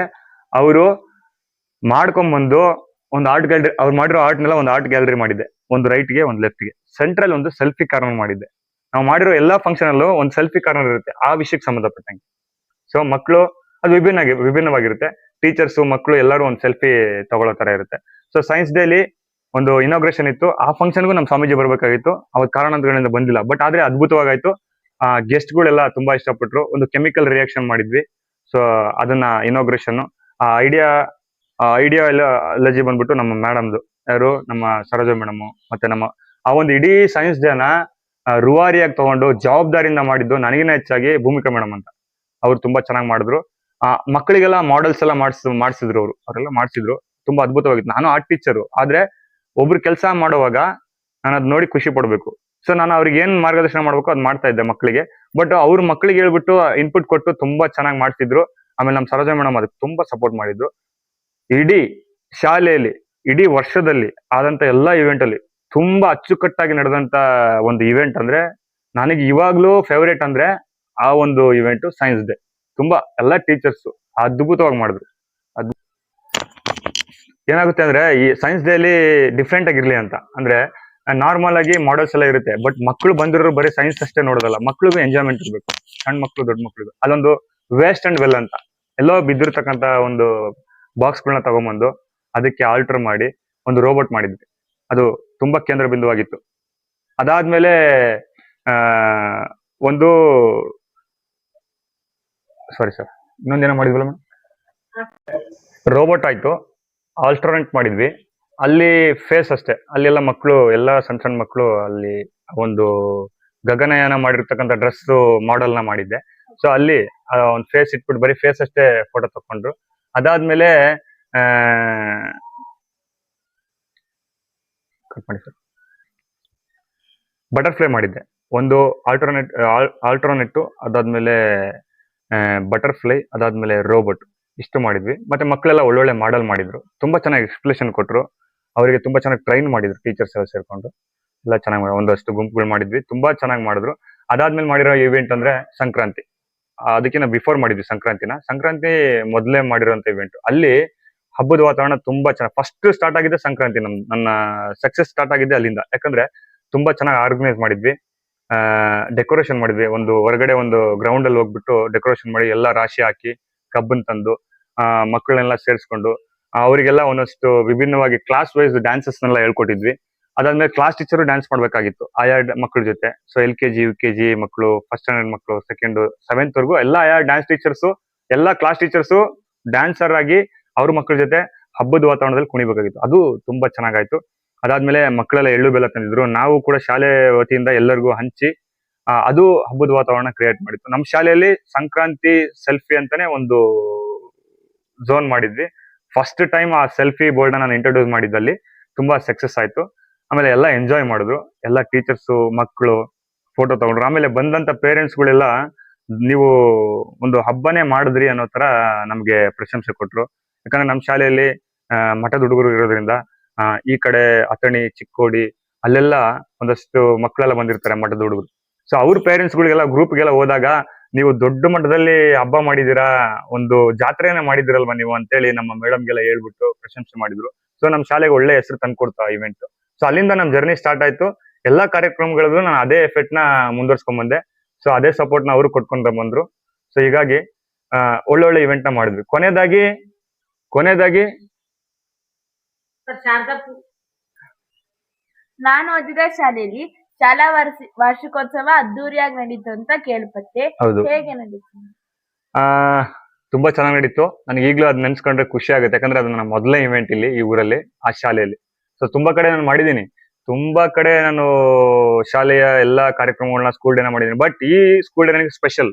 ಯಾಕಂದ್ರೆ ಇಲ್ಲಿ ಮಕ್ಕಳು ತುಂಬಾ ಹಳ್ಳಿ ಪ್ರತಿಭೆಗಳು, ಸುತ್ತಮುತ್ತ ಇರುವಂತ ಪ್ರತಿಭೆಗಳು, ಅಂತ ಮಕ್ಕಳಿಗೆ ಡ್ಯಾನ್ಸ್ ಅನ್ನೋದು ಕಡಿಮೆ ಗೊತ್ತಿರುತ್ತೆ, ಕಲೆ ಬಗ್ಗೆ ಕಡಿಮೆ ಗೊತ್ತಿರುತ್ತೆ. ಯಾಕಂದ್ರೆ ವಾತಾವರಣ ಹಂಗಿರುತ್ತೆ. ಬಟ್ ನಾನ್ ಬಂದಾಗ ನನಗೆ ಒಳ್ಳೆ ಸಪೋರ್ಟ್ ಸಿಕ್ತು. ಸೊ ಆ ಮಕ್ಕಳನ್ನ ಕ್ಲಾಸ್ ವೈಸ್ ರೆಡಿ ಮಾಡ್ಕೊಂಡೆ. ಮೇಡಮ್ ಸಪೋರ್ಟ್ ಮಾಡಿದ್ರು, ನನಗೆ ಒಂದಷ್ಟು ಸಾಂಗ್ಗಳನ್ನ ನಾನು ತಗೊಂಡೆ. ಎಲ್ಲ ಟೀಚರ್ಸ್ ಸಪೋರ್ಟ್ ಮಾಡಿದ್ರು.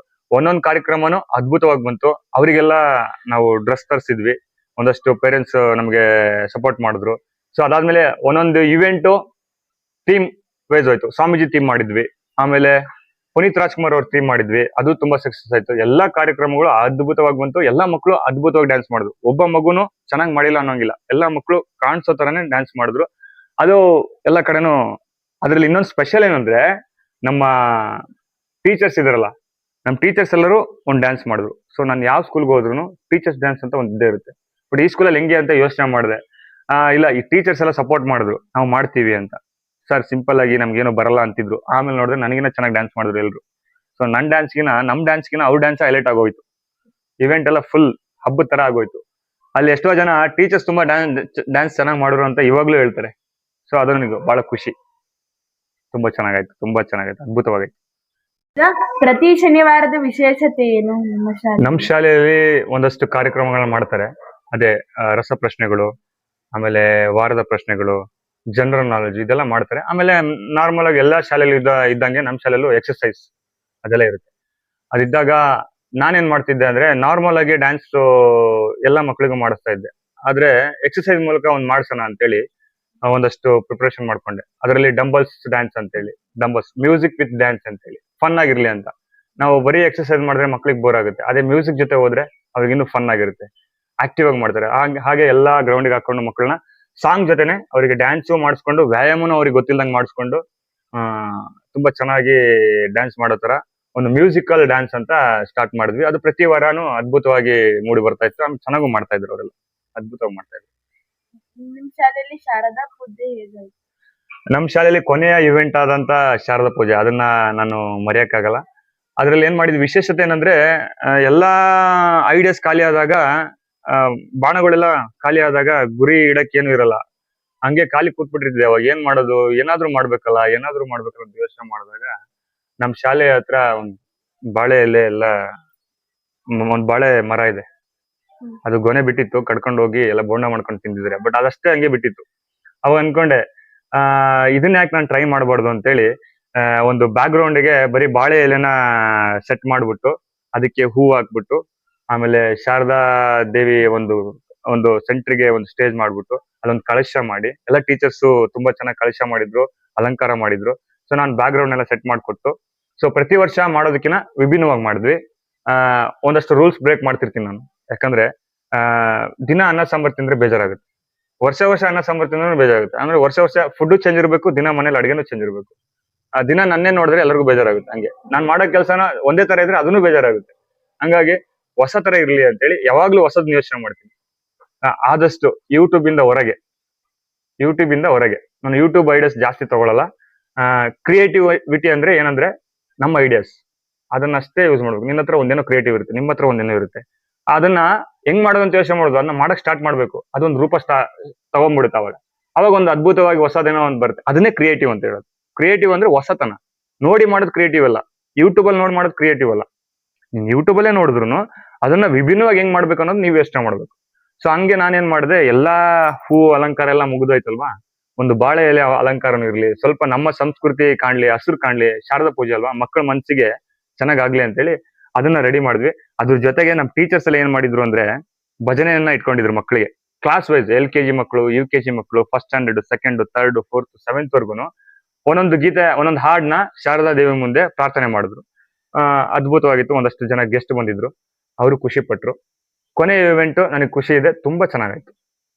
ರೈತ ಮತ್ತು ಸೈನಿಕರ ಬಗ್ಗೆ ಅಭಿಪ್ರಾಯ ಏನು? ರೈತ ಮತ್ತೆ ಸೈನಿಕ ಇಬ್ರುನು ರೈತ ನಮ್ಮ ಬೆನ್ನೆಲುಬು, ರೈತ ದೇಶದ ಬೆನ್ನೆಲುಬು ಅಂತಾರಲ್ಲ ಹಂಗೆ. ರೈತ ಒಳಗಡೆ ಕಾದ್ರೆ ಸೈನಿಕ ಗಡಿ ಕಾಯ್ತಾನೆ. ಆ ಕಡೆ ಸೈನಿಕ ಇಲ್ಲ ಅಂದ್ರೆ ನಾವಿಲ್ಲ, ಈ ಕಡೆ ರೈತ ಇಲ್ಲ ಅಂದ್ರೂ ನಾವಿಲ್ಲ.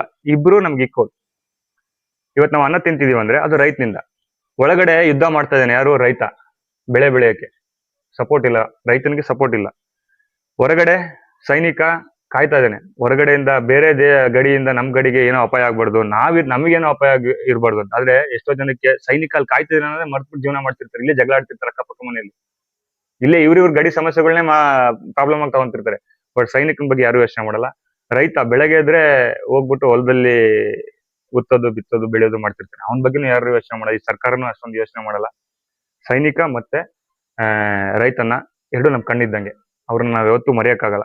ದಿನ ನಾವು ಮಾಡೋ ಊಟ, ಆ ಒಂದ್ ಮೊದಲನೇ ತುತ್ತನ್ನ ಅನ್ನದಾತೋ ಸುಖಿ ಭವ ಅಂತ ಹೇಳ್ಬಿಟ್ಟು ತಿನ್ಬೇಕು. ಆಕ್ಚುಲಿ ಅದು ರೈತನಿಗೆ.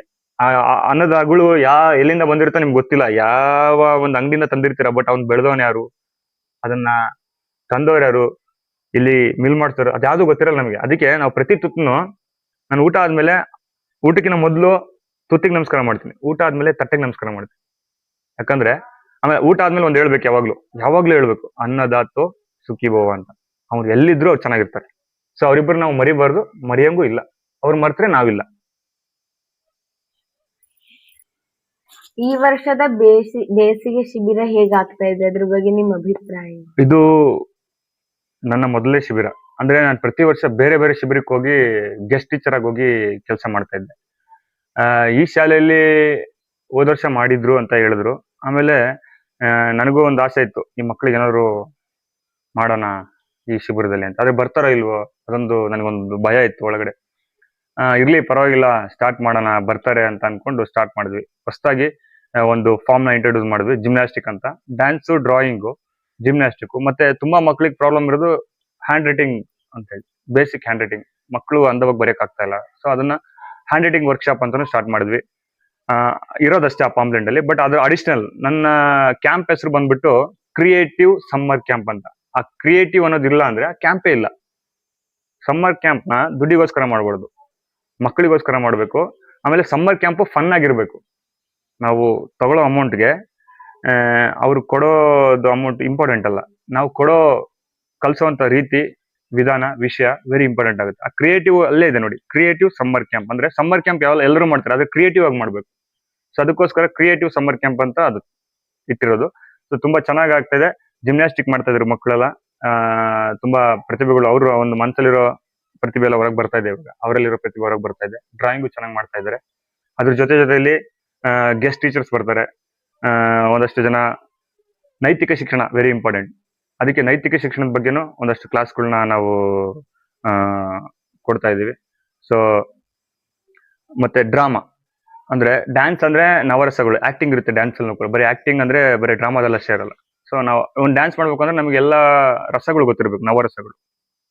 ಹಂಗಾಗಿ ಆ ವಿಷಯವಾಗಿನೂ ಗೆಸ್ಟ್ ಟೀಚರ್ನ ಕರ್ಸಿದ್ವಿ. ನನ್ನ ಸ್ನೇಹಿತರು ಬಂದಿದ್ರು, ಅವರು ಕೂಡ ಮಾಡೋದ್ರು. ಹಂಗೆ ಒಬ್ಬೊಬ್ರು ವಾರ ಒಬ್ಬೊಬ್ರು ಬರ್ತಾರೆ, ಹೊಸ ವಿಷಯ ಹೇಳ್ಬಿಟ್ಟು ಹೋಗ್ತಾರೆ.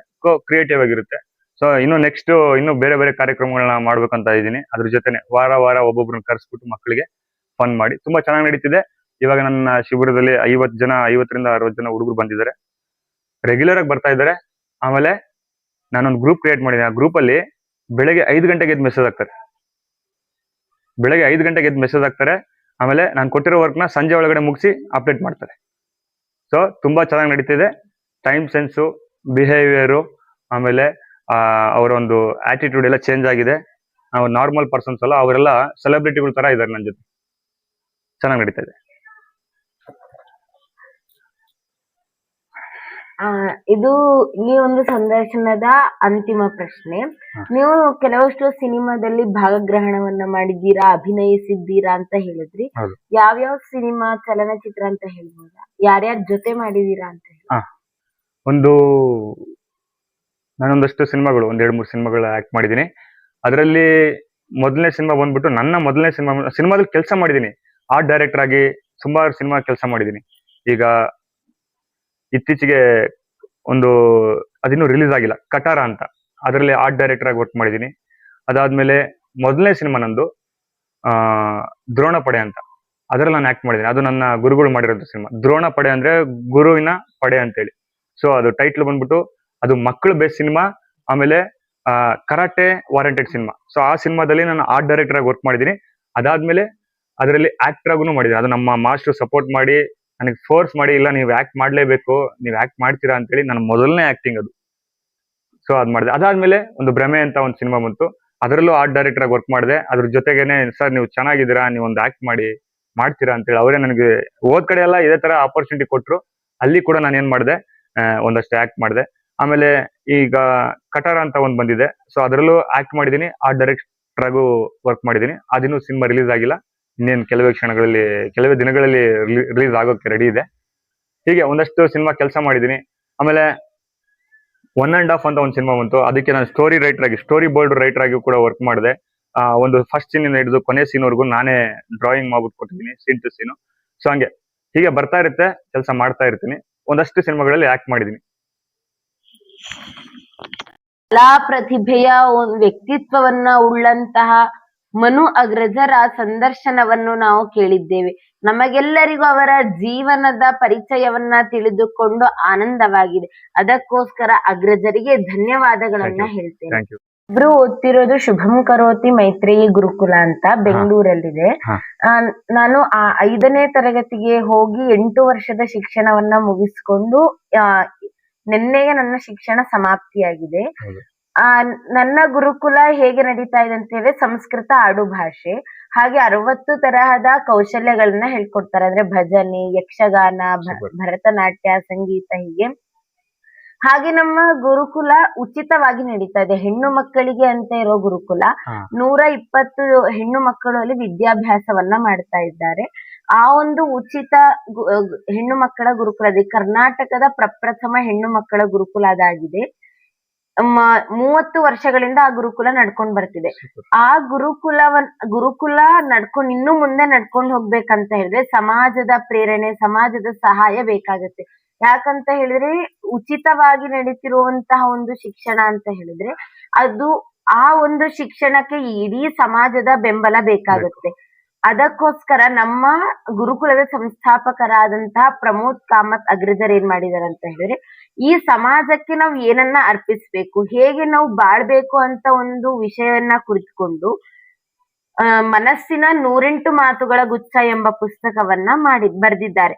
ಆ ಪುಸ್ತಕವನ್ನ ಈ ಸಮಾಜಕ್ಕೆ ಹಂಚಿ, ಸಮಾಜದ ಒಂದು ಸಹಾಯ ನಮ್ಮ ಗುರುಕುಲಕ್ಕೆ ಆಗಬೇಕು ಎಂಬ ಒಂದು ಉದ್ದೇಶದಿಂದ ಪುಸ್ತಕವನ್ನ ಬರೆದು ಇಡೀ ಸಮಾಜಕ್ಕೆ ಹಂಚುವಂತ ಕೆಲಸವನ್ನ ಮಾಡ್ತಾ ಇದ್ದಾರೆ. ಅದರ ಒಂದು ಹಂಚುವಂತಹ ಒಂದು ಜವಾಬ್ದಾರಿಯನ್ನ ಗುರುಕುಲದ ಎಲ್ಲಾ ಮಕ್ಕಳಿಗೂ ಕೂಡ ಕೊಟ್ಟಿದ್ದಾರೆ. ಒಬ್ರೊಬ್ರಿಗೆ 10 ಪುಸ್ತಕಗಳಂತೆ ಕೊಟ್ಟು ಇದನ್ನ ಇಡೀ ಸಮಾಜಕ್ಕೆ ಕೊಟ್ಟು ಅವರ ಸಹಾಯವನ್ನ, ಧನ ಸಹಾಯವನ್ನ ಗುರುಕುಲಕ್ಕಾಗಿ ಅರ್ಪಿಸ್ಬೇಕು ಅಂತ.